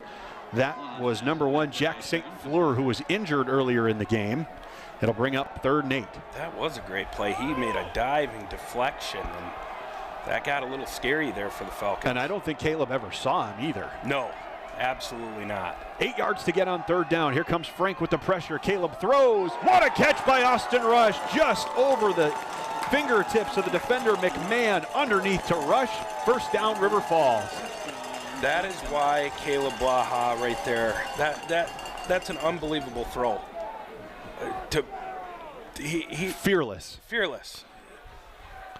Falcons right back up to the line of scrimmage on 1st down. Handoff Asher to the left side, waiting for blocks.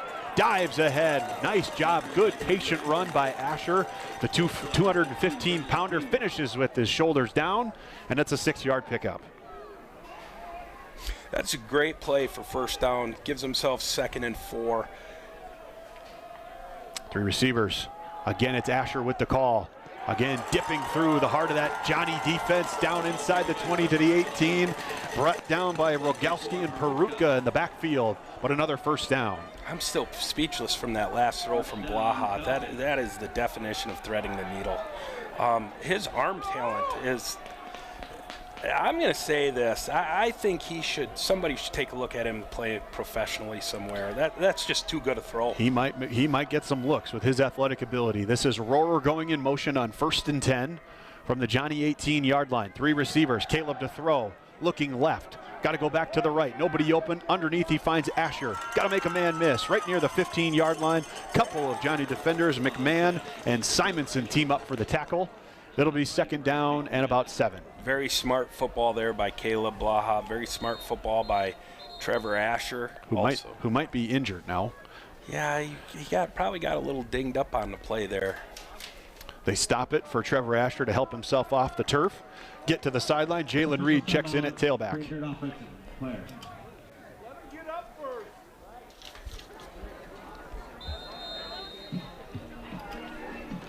We'll call it 2nd down and 8 for River Falls. Ball spotted at the 16-yard line. Again, for the 2nd time today, trying to go up 2 possessions. Last time they were down in this territory, they faked a field goal, did not get it. Caleb on 2nd down, looking to throw over the middle. Roar! Into the end zone. Touchdown, River Falls. Had to go behind his back to make the catch. Strong catch from Blake Rohrer. Gets himself into the end zone. Falcons up 2 scores. Zach, when you see the replay of that play, Caleb Blaha throws the ball before Rohrer is even looking. And he had to go, if you saw where the ball placement was, he had to put his hands behind his head to secure the football. Unreal. Unreal throw, unreal catch. And then, of course, to finish it in the end zone. Great play. Chevrolet on for the extra point to try to make this a 14-point game. And on their first drive of the second half, River Falls extends their lead to 21-7. Number 3 on top of number 7 in the country by 2 scores. Just a great catch. The 30th touchdown pass on the season for Caleb Blaha. That was the 7th receiving touchdown of the season for Blake Rohrer. He is now by himself in the team lead for touchdown receptions. I still like that, what is it, CBS or KMST? I was watching a interview with Blake Rohrer when he's talking about why he decided to go out for football. So Wisconsin of him to say he was hanging out with Blaha, you know, working part-time as a bartender. Yeah, for those who don't know, Blake Rohrer, not recruited to play college football, is actually more of a basketball player in his high school days. But buddies with Caleb Blaha, and Blake is a local kid just across the river, went to Woodbury High School. Yeah, but to meet a guy while working part-time as a bartender, as a D3 athlete in a small Wisconsin town, it doesn't get more Wisconsin than that. Chevrolet got it teed up, his team up 14, set to kick it away. It's an end-over-end kick. Hegerly will take it on the far sideline at the 6. Right into the coverage and the teeth of that Falcon coverage team. A flag comes in, I believe, for a block in the back, but Gage Tim came out of nowhere and laid a big hit on Hegerly anyway. You know, when you get into the playoffs, you start to see certain things deeper into the playoffs. And nothing against any guys who play on a kickoff coverage team, because the Falcons have been pretty good all year. But you put the best defensive player in the WIAC on the kickoff coverage team. You put probably one of the best athletes in Weslowski, and you end up with stuff like this. Referee Kenneth Kell confirming that it was a block in the back by St. John's. So they'll be backed up even further. Inside their own 10 is where they'll start this drive. 8:19 to go in the third quarter. St. John's punted on their first possession. River Falls drove right down the field, scored a touchdown. They are up 21-7. Falcons with 4 down linemen. Feeney in the shotgun. They fake the handoff. They go play action on first down. Plenty of time to throw. Middle of the field, looking for Gendro. Well underthrown. Oh, but a flag comes in way after the play. And it looks to be some contact in the secondary. This one's probably going against River Falls. Yeah, unfortunately, that's one of those ones where it's not a great throw, but because you're in an awkward position and you're not looking at the ball, you're going to get dinged for pass interference. See, and the thing with that one, too, I think that most fans would probably, if you're taking issue with the call, the issue that you probably take with it is Gendro really didn't try to come back to the football either. No. But I think that what makes the call is the fact that Andre Hall had no clue where the ball even was, and there was contact. But truth is, just keep playing. So a free first down for St. John's. 2 receivers, 2 tight ends in the formation. Bomert the tailback to the left of Trey Feeney. They hand it off to Bomert. Flag is down. Not much on the play. Maybe a gain of 2 after he's stacked up by Jack Olson and a number of others. They're going to get Olson for being offsides. He jumped a little before the ball was snapped. So 2 straight penalty flags. Actually 3 straight. There's a penalty on the kickoff. So a free 5 yards, for St. John's. It'll be 1st and 5. Ball spotted at the 28-yard line. 3 receivers set here on 1st and 5, or 4 receivers, Gendro, the tight end, in the slot. They will move Hegerly in motion. They're going to swing it out to him, looking for blockers. Oh, look at Susner in between 2 blocks and makes a tackle for a 1-yard gain. That's just great football by Susner.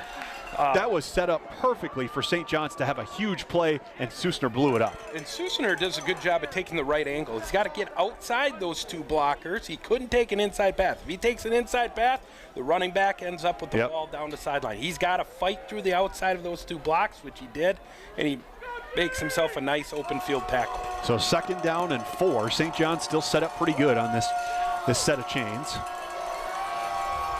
2 receivers, 2 tight ends. Caden Wheeler, the tailback now. Here comes pressure over the middle. Gendro was wide open, but it's overthrown by Feeney. Susner was bearing down on him and actually pushed him to the ground after he let go of the football. It's 3rd down. Yeah, and that's that risk reward right there. I mean, they brought the heat. Susner folded in, and they left the tight end wide open down the middle. Yeah, and Feeney knew exactly where he was going with the football, just overthrew him. Yeah, but Susner gives just enough to make that a tough throw.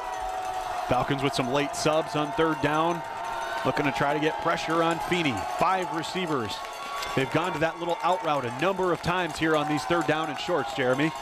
Straight drop for Feeney, looks over the middle, got his man. Let's see where they mark it. Enough for a 1st down. They got it to Schwellenbach. They'll move the sticks. Nice play by Schwellenbach, getting underneath the coverage and just making a sure-handed catch. Veteran move, got right to the stick, turned around, caught the football. Absolutely.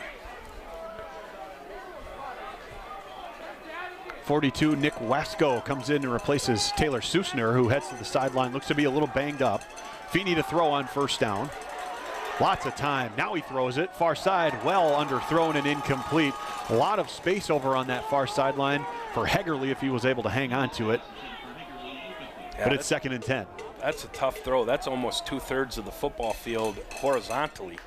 So that's a long throw, and the old defensive line, although give the offensive line of the Johnnies a lot of credit, because this defensive front has had its way with teams all year long, and they have had a terrific job blocking. Feeney's had a clean pocket pretty much like 98% of the afternoon today. Absolutely. 3 receivers. Bomert goes in motion. Falcons jump. Now they blow it dead. Offensive line may have moved first, though, so we'll see. I'm going to tell you what, that's a smart, even if they get, well, we're going to false start. But here's the thing, even if Jack Olson were to jump off sides there, and let's say it was on the defense, for him to just keep going in that case so that they blow the play dead, rather than giving them a free play, that's actually pretty smart football. 2nd down and 15 now after the penalty. Johnny's with a couple of substitutions for this 2nd and long. Wheeler and Gendro will be to the near side. 3 receivers to the far side. 6:31 to go, 3rd quarter. Johnny's with their 2nd offensive possession here in this 3rd quarter. Falcons coverage backs off. Feeney to throw, looking over the middle, got his man right at the sticks. Again, it's Schwellenbach who makes the catch, and another 1st down for St. John's. Falcon fans imploring the officials that the Johnny offensive line false started, to no avail. You know, I was thinking that too, but, you know, it's so bang, bang. That's really hard to call that. Johnny's take advantage of it, and we're able to get the 1st down. They move the sticks, give him 16 yards when he needed 15. 1st and 10 and a 5-receiver set. Again, Feeney looking left. Quick throw that way. He's got his man inside of Falcon territory to the 46. This is Thomas Jacobs making his first catch of the afternoon. Give him an 8-yard pickup. One of the backup receivers for this Johnny club. And quickly, St. John's right back up to the line of scrimmage. Maybe a little tempo from their offense here. Again, they're going to have to move the ball quickly. I mean, there's already 5 minutes and 30 seconds left in the 3rd quarter. They really like this Wheeler and Gendro tandem on the left. Ball is tipped and it's intercepted! Gage Tim with a lot of space in front, into Johnny territory. There he goes! Touchdown, River Falls! First turnover of the afternoon forced by the Falcon defense results in a touchdown. Gage Tim was the one on the blitz, and it looks like that was Nick Wasco coming through with the interception after Gage Tim disrupted the pass, coming through on the blitz. Just a complete. What a play by this Falcon defense. Trying to make this a 3-score, well, they already did make it a 3-score game. Trying to make it a 21-point lead. Chevrolet's extra point is good. 28-7 now the advantage. River Falls with a defensive touchdown here in the second half. And good call, partner. Tim got his hands on it. And defender Wasco was the one that brought it all the way back for a touchdown. And it was another great opportunity to bring pressure and give Wissig credit all day long in opportunistic times, bringing pressure, not being afraid to play coverage behind it, especially with a great receiver like Wheeler and the other great receiver they have with Schwellenbach and Gendro.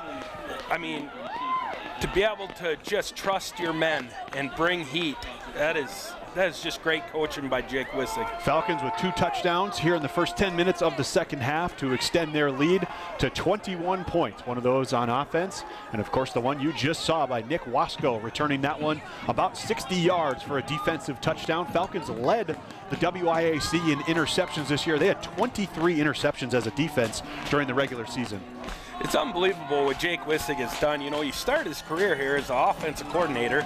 Then, of course, they had a few things change, and he ends up being the D coordinator. And he has really reinvented himself as a football coach and doing a terrific job. This time a fair catch called for by Hudson Poole. So the St. John's return team doesn't want to bring that one back or risk another penalty on this drive, so they'll start from their own 25-yard line, trailing it 28-7 now. Jeremy, this is a pretty prolific offense for most of the season, this St. John's team.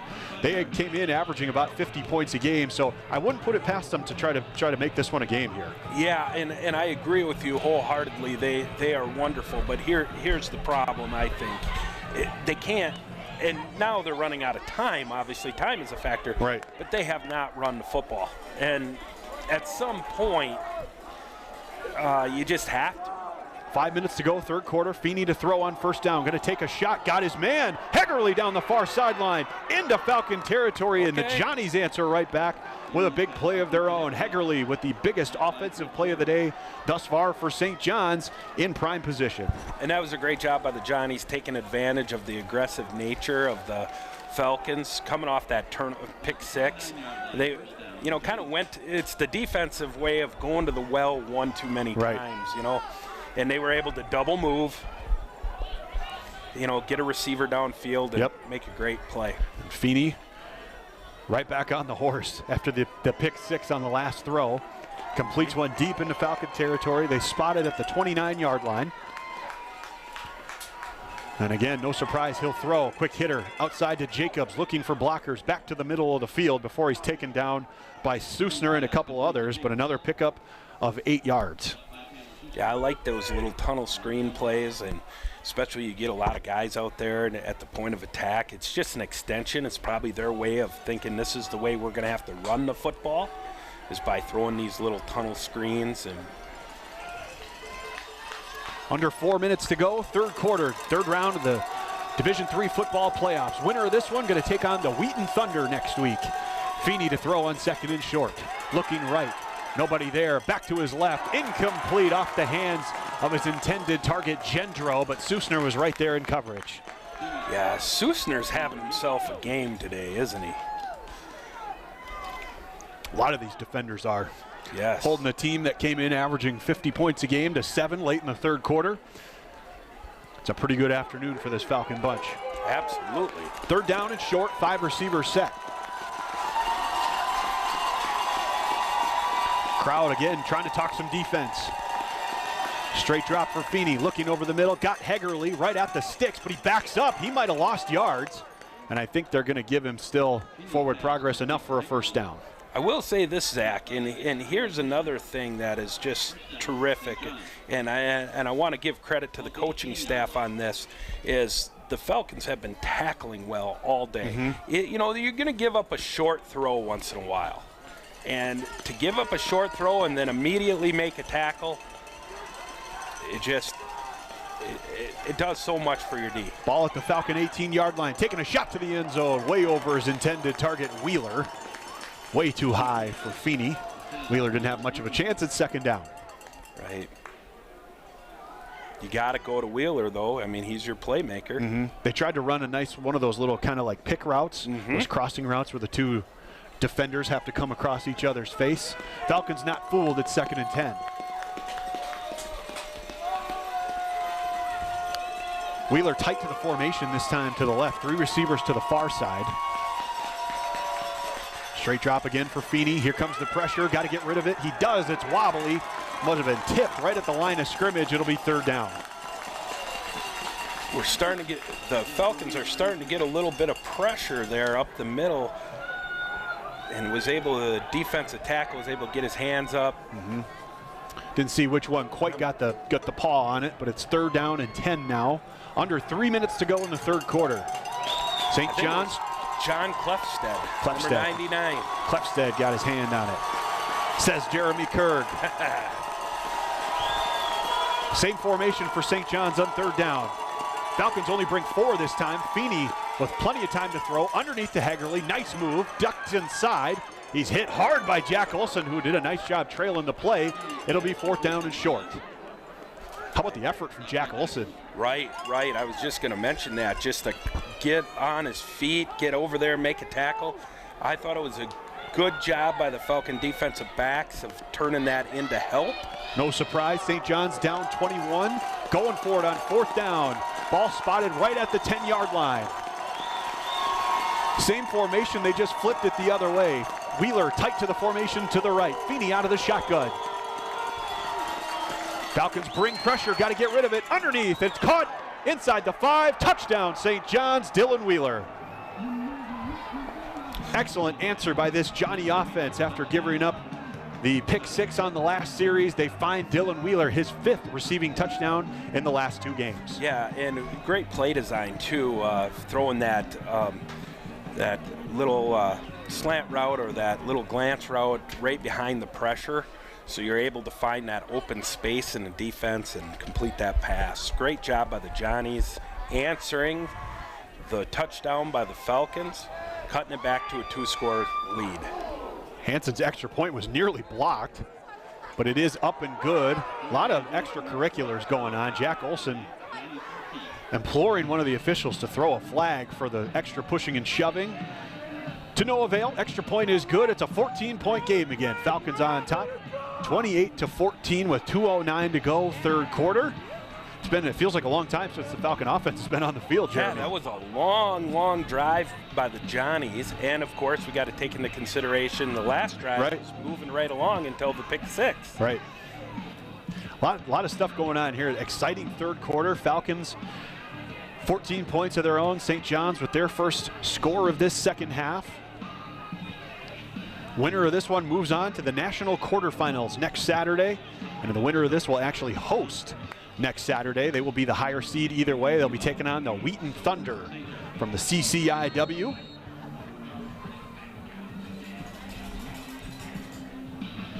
Hanson's got it teed up, ready to kick this one away, south to north. Wind has picked up just a little bit here in the 2nd half from River Falls, Wisconsin. Not much, maybe 5 to 10 miles an hour. End over end, it's a high kick. Reed takes it at the 15, looking for blockers right up the middle of the field.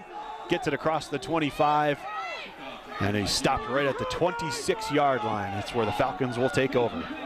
Yeah, and congratulations to that Wheaton bunch. I mean, coming from the play-in game, but that CCIW conference has really improved over the years. And Wheaton played a very tough non-conference schedule. They played Mount Union in their non-conference. So actually back-to-back weeks, Wheaton lost to Mount Union, which is a top 3 team in the country. Right. And North Central, which is the number 1 team in the country. Those are their 2 losses on the season. Yeah, so they're not a bad football team at all. Blaha throwing on 1st down, just had to throw it away. It was under some pressure, nobody was open. So they'll live to play another down. It's 2nd and 10. I was going to check on, speaking of Mount Union, I was going to check on that game. They went to overtime with John Carroll. And in 2 overtimes, the upset of the week, Jeremy Kurg, John Carroll defeats the Mount Union Purple Raiders 10-7. Holy smokes. Jalen Reed, nice play on 2nd down, guts it across the 35-yard line. Close to the 1st down marker, and they might actually mark it. Yep, they do give them enough. Falcons move the sticks. I'm not quite sure what the Johnnies are poking at right there, but There was a hold, maybe. yeah, possibly. How about John Carroll taking down the Purple Raiders? Oh my goodness, I wasn't expecting that. That's what we call a bracket buster. Yeah, bracket that's on D3 Sports. That's correct. 4 receivers on first down. Underneath, they go to Hilton. Nice catch. Ducks across to the 41-yard line. A pickup of about 4 on first down. Nice little pitch and catch. Yep, and for me, that's a better luck next year, bracket buster. Who'd you have winning the whole thing? River Falls. All right, good call. Yeah. Looks good so far. 28-14, about a minute to go in the third quarter. Falcons with the ball, operating for just the second time here in this third quarter. They swing it out to Jalen Reed, looking to get to the outside. Johnstone lays a nice block. Reed ducks ahead, and he's cut down by Will Perutka as he crosses the 46-yard line. Another first down. That Jalen Reed's been a nice addition to this Falcon team as a senior transfer. Yep. East St. Louis, Illinois, his hometown. You bet I stayed in East St. Louis this summer. Nice place. They call themselves a baseball town in St. Louis, Missouri, Jeremy Kerg. Oh yeah, I went to the Cardinals versus Cubs game. It was great. 1st and 10. Again, Blaha under pressure and again has to throw it away. Second time on this series. Caleb just lives to play another down. Smart football. Just smart football. Clock stops with 27 seconds to go here in the third quarter. Again, what a fun atmosphere from River Falls, Wisconsin today. I'm going to venture a guess somewhere between 4,000 and 5,000 people here today. Yep, the whole grandstand is full, and it looks like they're at least 2 deep, 1 deep, 2 deep, all the way around the fence, yeah. You bet. There's even people sitting on the soccer bleachers. Aesthetics are great today. The only thing that doesn't have snow on it is the playing surface. Caleb, empty set on second down, gonna run with it, looking for some blocks. Cut back to the middle of the field, open field for Caleb, diving ahead, down for another first down to the Johnny 44. Smart football again by Caleb Blaha. They're not quite gonna give him a first down. About a yard shy. Asher, he's got the first down and more. Into the secondary. He's cut down again by Perutka, but another 7 or 8 yard pickup. You had talked about it earlier, Jeremy. Those 3s and 4s on the handoffs by River Falls in that first half have really started to turn into 5s, 6s, and 7s as we head to the final quarter from River Falls. Yeah, really being physical. Playing physical football has a cumulative effect on the defense as the game goes on. It gets difficult to really kind of put up a defense against a team that's just coming straight off the ball at you time and time again. River Falls looking to beat St. John's for just the second time ever in this series. First ever meeting between these two teams in the national playoffs. The last victory for River Falls in this series was all the way back in 1937. The most recent game they played was the season opener, actually, in 2022 up in Collegeville. Really fun back and forth game. I don't know if you had a chance to get to that one. You get to a lot of Falcon games, but 37-34 the final. St. John's got the better of the Falcons that day. Yeah, that was a good back and forth. I was going to say kind of springboarded their season into a playoff berth. Yes, and the beautiful thing about that game was the Falcons came from behind, almost caught up and won that game. Right. Now, I happened to be, I think I was in Whitewater that day. I like to go to a lot of WIAC games, and that was back when my good buddy Kevin Bullis was coaching the Warhawks. So I remember going down and seeing them play. Caleb to throw to start the fourth quarter, taking a shot, Reed wide open, caught, touchdown, River Falls! Oh my goodness, I got to see the replay. How'd he get so wide open? Oh, and then a backflip to boot in the back of the end zone. River Falls back up 3 scores, flag comes in. A little bit of excessive celebration. I thought that might be the case. But what a play. River Falls taking a shot on the first play here in the fourth quarter, and it pays off. Yep, you can't do a backflip in college football. You're going to get a 15-yard penalty every time, but I suppose you could say it's worth it. Yeah, when you go up 3 scores inside the final quarter. I'm assuming that I don't know what the discussion is. It clearly was excessive celebration. Yeah. I mean, I'm thinking it's potentially they could either take the penalty on the kickoff or on the extra point.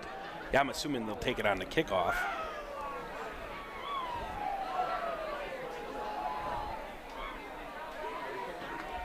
Nevertheless, third passing touchdown of the day for Caleb Blaha. Here's the call from our referee, Ken Kell.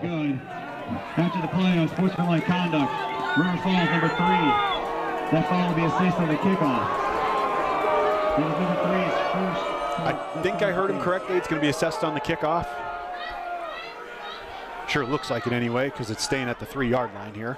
Well, he called it on Austin Rush. Yeah, that'd be incorrect. Yeah. Jalen Reed, definitely the guilty party, caught the touchdown and then did a backflip. Yep. For anybody paying attention at home. Extra point from Shebrel. Weird high snap. Able to collect it in was Bernard, and he's able to nail it through the center of the goalpost. 35-14 now the score. Falcons back on top by 3 scores. With 14:52, opening play of the third quarter, a long touchdown pass from Caleb Blaha to Jalen Reed. Caleb's 31st passing touchdown of the season. And that will be Jalen Reed's, I believe, second receiving touchdown of the year. Yeah, and it was just a straight wheel route. Just a wheel route, and he ended up, nobody covered Reed. Ran with the post, got the wheel route, got a backflip, got a 15-yard penalty, or whatever, a penalty. I don't know how long it's going to be. It looks like they're kicking off from...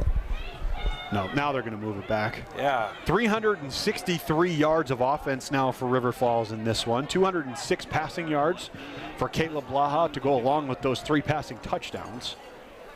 Making another strong case here this afternoon is Caleb Blaha for that Gallardi Trophy and the National Player of the Year award.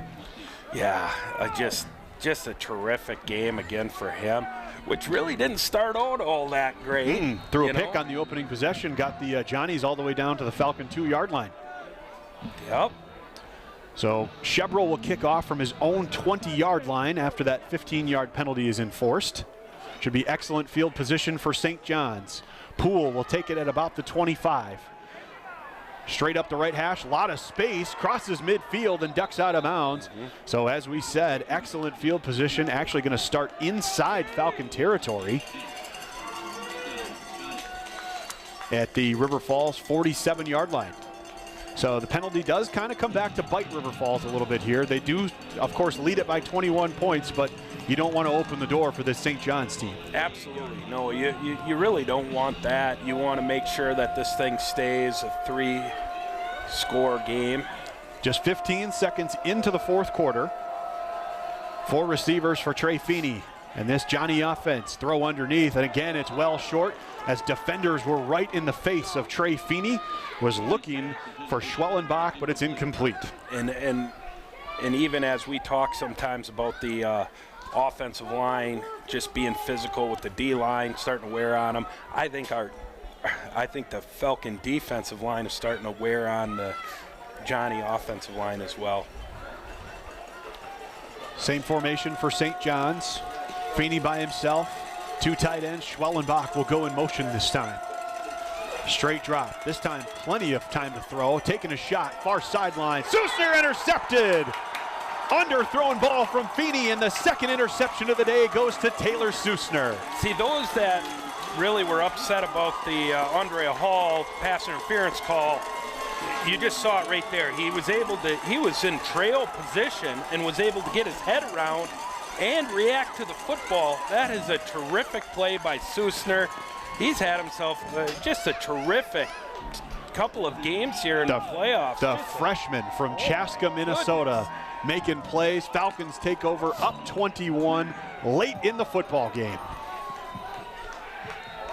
Trying to add on to those 360 yards of total offense as the defense celebrates with the crowd on the sideline. Blaha immediately rolls out, finds Asher on the underneath throw. It's going to be a gain of about 3 or 4 after he's knocked down by Getlicker and a couple others. Yeah, pretty safe throw there by Blaha. Let's get ourselves about 4 yards. Good play by the Johnny defense. They had everybody covered. Blaha had to throw to basically what becomes the check down in that play. We'll probably see this River Falls offense start to utilize the clock a little bit more to their advantage here. 21-point lead in the fourth quarter. Want to make sure you burn as much of that off as possible when you have the football. Weslowski, Rush, and Hilton are the 3 receivers. Asher to the left of Blaha. Caleb's going to throw it again on 2nd down. Steps up. A lot of time, but nowhere to go with the football. Now he's going to take a shot looking for Rush, and it's going to be too far. A lot of jersey grabbing on the near sideline and no flag. Official was right there. Falcon sideline beside themselves that there was not a flag thrown. It'll be 3rd down. Yeah. Jake Wissing's going to have to back up Matt Walker so he doesn't get a penalty flag. I like that. I like how Wissing is keeping Walker away from the ref. Crowd letting him hear it. 3rd down and 7. 4 receivers. Caleb to throw. Flag is down. Going to let him play. Caleb takes off and runs, crosses the 25. He's going to be short of the 1st down marker, but we'll see what the flag is for. It might go against St. John's. Yeah.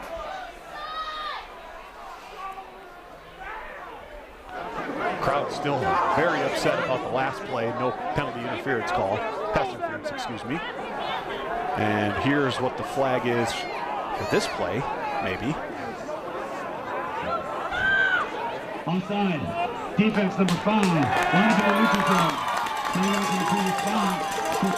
So River Falls will take the penalty as Caleb's run was short of the 1st down marker. So we'll replay 3rd down. This time it'll be only 2 yards to go.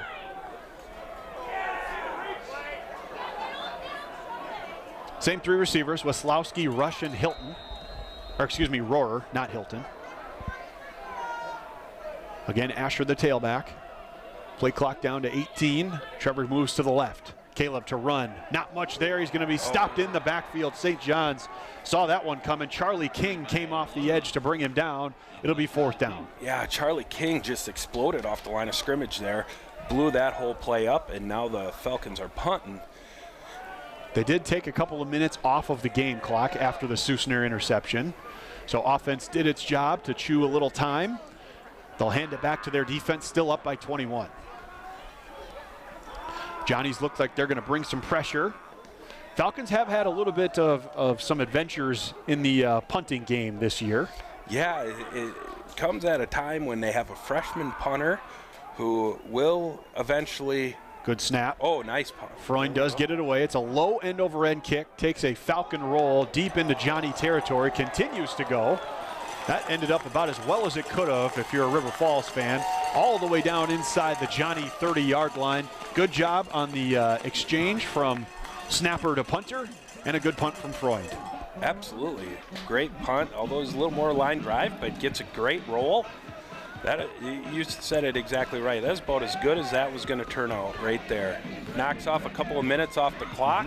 Johnny's takeover down 21 with 12:23 to go here from River Falls, Wisconsin. This 3rd round game in the D3 football playoffs. First ever meeting in the playoffs by these 2 clubs. Feeney to throw on 1st down. Underneath, he's got his man Wheeler with some space, crossing the 40. Pushes the pile forward. Susner hit him first, and then a couple of other Falcons in to clean it up. But a nice, close to 20-yard pickup on 1st down for Dylan Wheeler. Yeah, Dylan Wheeler today, up until the 4th quarter, he's had 10 catches, 72 yards, 62 yards after catch. Feeney with lots of time here on 1st down over the middle of the field. Again, this time it's Schwellenbach who's wide open. He's brought down by Nussbaum and a couple others at the Falcon 35, but a couple of big gainers by St. John's on 2 consecutive plays, and we've got an injured Falcon and a flag down near the line of scrimmage.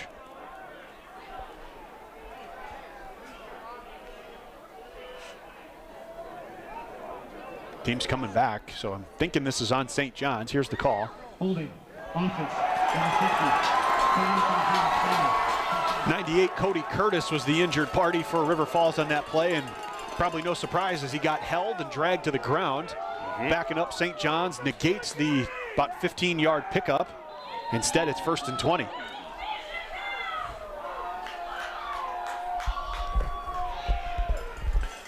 Five receivers for St. John's, trying to get it to the Falcon 42-yard line for a 1st down. It's 1st down here. Clean pocket, Feeney underneath. Nice coverage, it's incomplete. Tipped away by Braden Jones, who had the coverage underneath against Gendro. It'll be 2nd down. Yeah, great coverage there by Braden Jones. you know, getting his hand in there, securing the tackle, breaking that pass up. These defensive backs for the Falcons have improved week in, week out. It's just been unbelievable to watch them grow as a unit. Long way to go on second down. Again, a 5-receiver set for St. John's.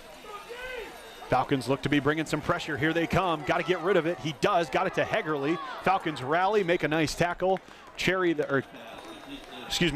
the first one to meet him.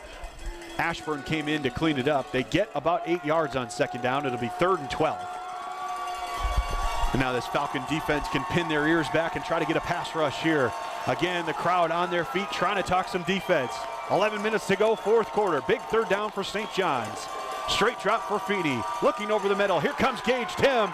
Incomplete. It's 4th down. Tim bearing down, forces a bad throw. And I bet you Brady Block was hoping he'd throw it a little bit better than that. He was right there. He could have ended up picking that ball off. Just a great blitz by Gage Tim. St. John's probably feels like they have to go for this 4th down. Approaching 10 minutes to go in the football game, down 21 points. They keep the offense on the field. Yes, they're going to have to go for it here. There just isn't enough time. They need 3 drives in order to even tie the football game. Trying to keep this one alive. Ball spotted at their own 45, trying to get to the Falcon 42. And a timeout taken by River Falls. Want to talk things over. Biggest play of the game, especially if you're St. John's up to this point. Yeah, you almost have to get a first down here. If you don't, and you end up turning the ball over to River Falls, you think in terms of River Falls going to run the ball, 3 downs. They've been very successful running the ball all day. They're going to take at least 3 minutes off the clock, if not more. You do have to. This could be the ball game. Right. Really fun, really super fun afternoon from River Falls, Wisconsin. My name is Zach Barish. My partner's name is Jeremy Kerr. We've been bringing you all the action here this afternoon. And if you pay attention to the WIAC, you probably hear our annoying voices plenty of times throughout fall Saturday afternoons, but it's been a pleasure. Appreciate you joining us here today. This is the 2nd time in school history that River Falls has hosted a home playoff game, and they are positioned to move on to the national quarterfinals. But first, a 4th down and 12 for St. John's to try to keep their season alive. 5 receivers set from the Falcon, or from their own 45-yard line. Feeney, straight drop, pressure. They go with a screen to Wheeler. He's got a long way to go. He's hit, and he's dropped before he gets to midfield. Falcons take over. Yeah, it's almost like a desperation play because there's no way they knew that the Falcons were going to bring pressure. They had to run that tunnel screen. You had to get the ball to your best player in Dylan Wheeler. Unfortunately for the Johnnies, the Falcons had it sort of sniffed out, and they were able to rally to the ball and make a tackle and turn them over on downs. River Falls takes over in St. John's territory at the 49-yard line. They lead it by 21 points. There's 10:45 to go. Asher moves to the right of Caleb Blaha. Caleb is going to fake the run and now throw it on the run. He's got Malberg on the far sideline, enough for a first down, and he ducks out of bounds near the 35.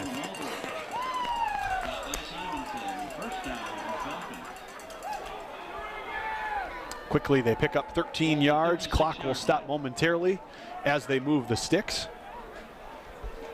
Falcon offense looks to the sideline for this play on first down.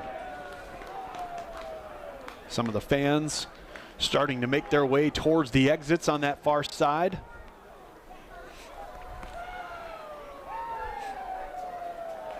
Asher to the left of Caleb. Johnstone, the tight end.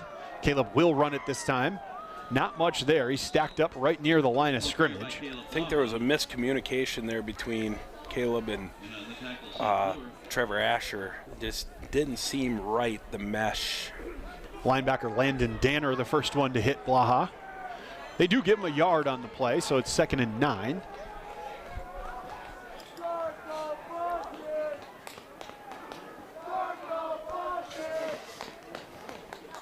Malberg and Hilton, along with Reifenberger.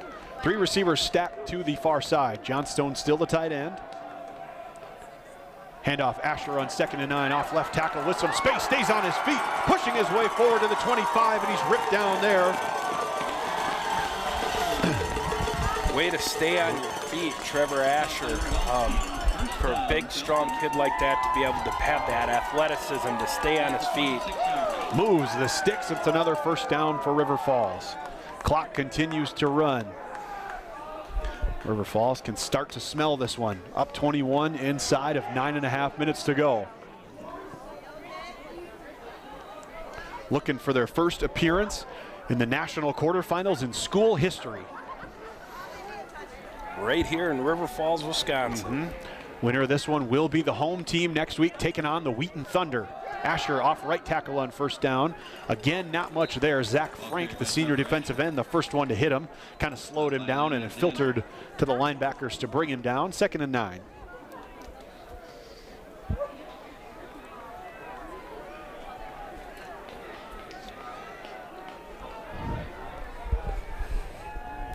The nice thing here is the Falcons, they're just taking their time, making sure they get a good play call, making sure that they use the play clock. Play clock down inside of 10. Falcons get to the line of scrimmage now. Caleb resets. Play clock down to 2. Johnstone in the slot. Here goes Asher. Caleb swings it out to him, looking for a blocker. Nothing really developed there. Number 9, Hoyt came up from his safety spot to make the tackle.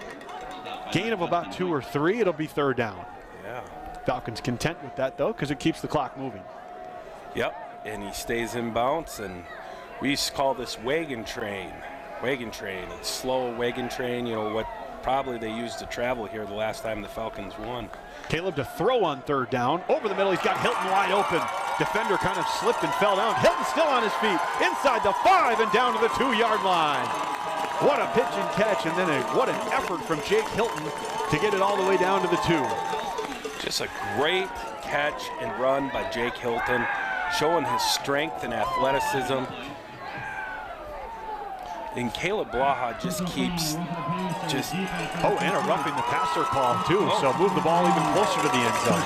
Yes. I never even saw the flag. No, neither did I. Caleb Blaha is just, he throws such a catchable ball. It's unbelievable. Inside of 8 minutes to go now. Falcons 1st and goal. This was a 14-7 game at halftime. Falcons trying to make it a 4-touchdown game. 3 receivers. Reed in motion out of the backfield. Caleb going to run it off the left side. Dives to the top and into the end zone for a Falcon touchdown. You know what?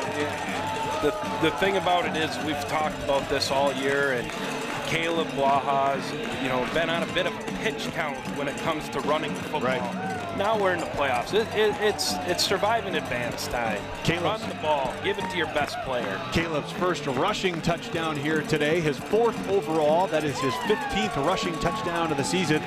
To go along with his 31 passing touchdowns, he's up to 46 total on the season now. Falcons looking like they're moving on to the national quarterfinals.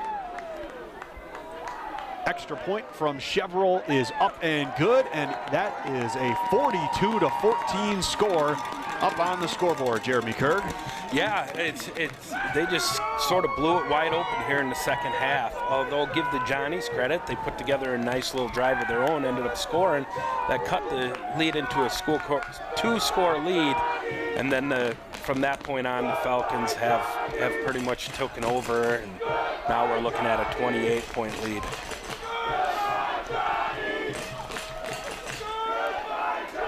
Home crowd letting the visiting fan section hear it a little bit. 42-14 the advantage with about 7.5 minutes to go. This is looking like it's just going to be, not just going to be, but it will be the 2nd victory for River Falls in the all-time series against St. John's. First victory, though, however, in close to 90 years, Jeremy. 1937, the last time River Falls beat St. John's in a football game. Wow. That is a long time ago. I know there's plenty of Johnny fans out there watching the football game today. Appreciate you joining as well. As this kickoff goes out of bounds, I dubbed this one from the beginning of the broadcast as Blue Blood versus New Blood, and I think the New Blood looking pretty good here today, Jerry. Yeah. And if you're a Johnny fan, I mean, you've seen the Johnnies play in the playoffs for a long, long time, and the history of Johnny football is unmatched. It's right up there with the beginning and the early days of college football in all levels. Collegeville, Minnesota, John Gallardi, just everything about it is just awesome. And so it's a big thing for Feeney taking a shot, too high, intended for Hegerly. I don't know why Hegerly stopped. He stopped his route, thought he was going to come back to the football for some reason, but Feeney was throwing it a little closer to the sideline and further down the field at 2nd down and 10. Yeah, go ahead. Yeah, Finish so I your was thought. just saying, though, you know, for Matt Walker and the Falcons to be able to, first of all, play in this game, and second of all, looking like they're going to win this game, really brings this program historically to a new level, and it's just such a great thing. So much respect for Johnny football. Feeney on 2nd down, hit as he threw. This time it's going to be incomplete again. Didn't quite get to Schwellenbach, and again, River Falls, Jack Olson that time bearing down on Feeney as he let the football go and actually got a pretty good lick on him to make it 3rd and 10. Yeah, and even though in the book there's not going to be a ton of sacks, those plays there have made an impact on this football game. Again, 5 receivers here for Trey Feeney, the junior quarterback from Moorhead, Minnesota. Took over as the full-time starter about halfway through the season for St. John's. Over the middle, tipped and incomplete. Excellent defensive play by Brandon Betelov, who's normally the long snapper, but one of the backup linebackers for this club. He makes it 4th down and 10. Zach, I'm going to have to correct you on that one. That's Brady Block. Oh, you're correct. That's one of my former students. That's my fault. I got that one wrong. Prescott, Wisconsin. You know, one of my former students and players. I coach a little football and the school counselor at Prescott High School. So congratulations, Brady, knocking down that pass. St. John's will punt. Down 28 with 7:20 to go. Hansen on again. Clean snap, gets this one away. Best looking punt of the day from Hansen, spiraling. Sends Reed back all the way to the 10 where he calls a fair catch. And River Falls will need to go 90 yards to put points on the board. But defense did their job if you're a Falcon fan, right, Jeremy? Yes, got the ball back for your offense so you can try to chew away the rest of this clock. I was admiring that punt. That was a good nose-over punt. That thing had to be about 50 yards. Easily the best punt of the day we've seen from either Hansen or Jeffrey Freund. 7:12 to go with this football game. Now we see more fans starting to make their way towards the exits. Outcome not really in doubt at this point. 42-14, River Falls takes over. And here comes Cade Fitzgerald. I was just going to say, for the first time today, we see backup quarterback Cade Fitzgerald, and maybe a sneak peek into the future, Jeremy Kerr. Absolutely. We had I messed that up last week, and I thought he was a senior.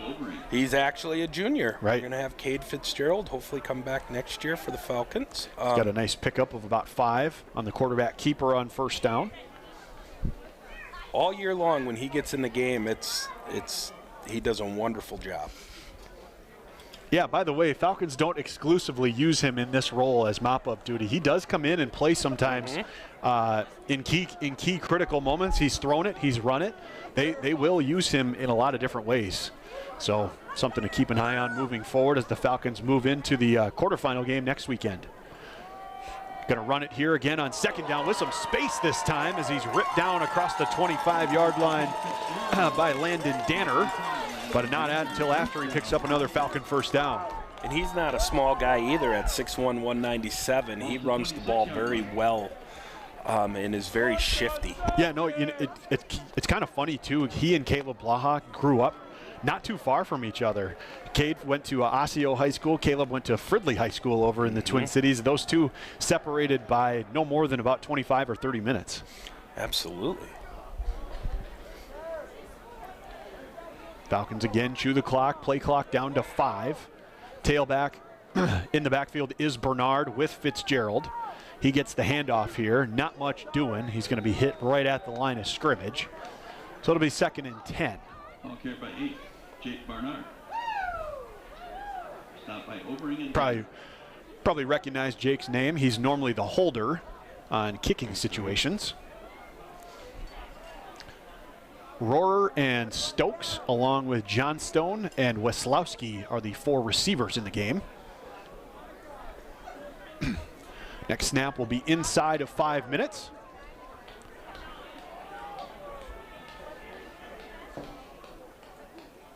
Bernard goes in motion. Fitzgerald running that direction. Not much there. Dives ahead through the pile. Able to pick up a couple of yards, I think. We'll bring up 3rd down and long. And they just keep rolling that clock. And Falcons well on their way for the first time in school history. Moving on to the national quarterfinal game, and wouldn't you know it, Jeremy, they're going to be hosting another game right here at Raymer Field. Interesting enough, Derek Staley will be working with you next week, if this stays true. Another Falcon alum. Yep. For those River Falls fans out there that normally join us for our broadcast, Derek is a regular part of our broadcast team. And I'll be at graduation where my stepdaughter, Tally, is going to graduate from UW River Falls in neuroscience. Hey, all right, another Falcon alum. Absolutely. Fitzgerald's throw on 3rd down was incomplete. Looking for Rohrer, left it a little short, so clock will stop at 4:09, and the Falcons will punt. I'll have my earbuds, though. I'll be listening to the broadcast. As one would do. Why wouldn't you? Absolutely. Yeah, it should be fun. Again, it should be another great atmosphere. Again, a team from not too far away, the Wheaton Thunder, coming to town to take on the River Falls Falcons. Wheaton from over in Illinois. They play in the CCIW. Yep.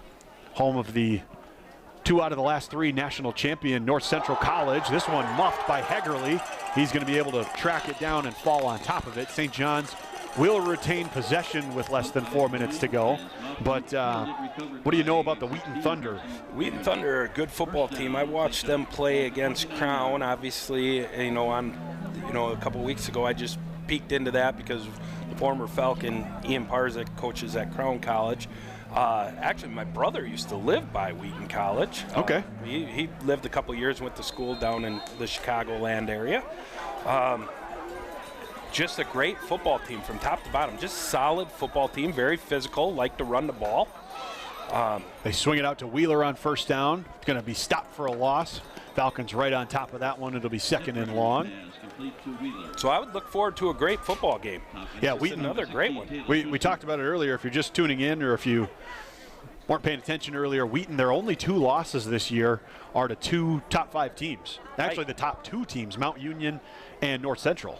Yeah, and of course, not only top 5 this year, but just perennial powerhouses. Right. North Central's got themselves a bit of a dynasty going on. Of course, Mount Union's been good for last Basically 2-3 decades. I was going to say at least 2 decades, if not 3 or 4. Absolutely. Nice run by Caden Wheeler on 2nd and long.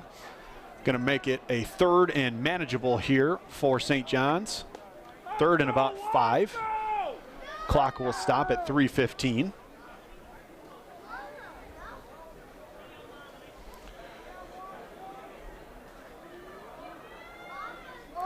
Just 16 rushing yards for St. John's here this afternoon. 8 attempts for 16 yards before that last one from Wheeler. River Falls has made a living this year on stopping people's rushing attacks. Yeah, and it really makes them one-dimensional. This one tipped and nearly intercepted. And once you're one-dimensional, things like that begin to happen, where you get a ball tipped, you get like we saw earlier, a tip ball, pick 6. Once you're one-dimensional, it makes it very difficult to play football, especially if that one dimension is the throwing dimension. Right. I wanted to mention on that last drive for St. John's they'll punt it away again. Xander Dittbenner, the senior backup quarterback, was into the game for St. John's. He and Trey Feeney were actually splitting time at the beginning of the season. Okay. So unfortunate for Dittbenner to have his college career end like this today, but an excellent Johnny football career for him. Reed will call for the fair catch on the punt return. And again, River Falls will take over inside their own 20-yard line and can look to try to chew the clock out with the final 2:42 on the game clock. Once again, another terrific punt.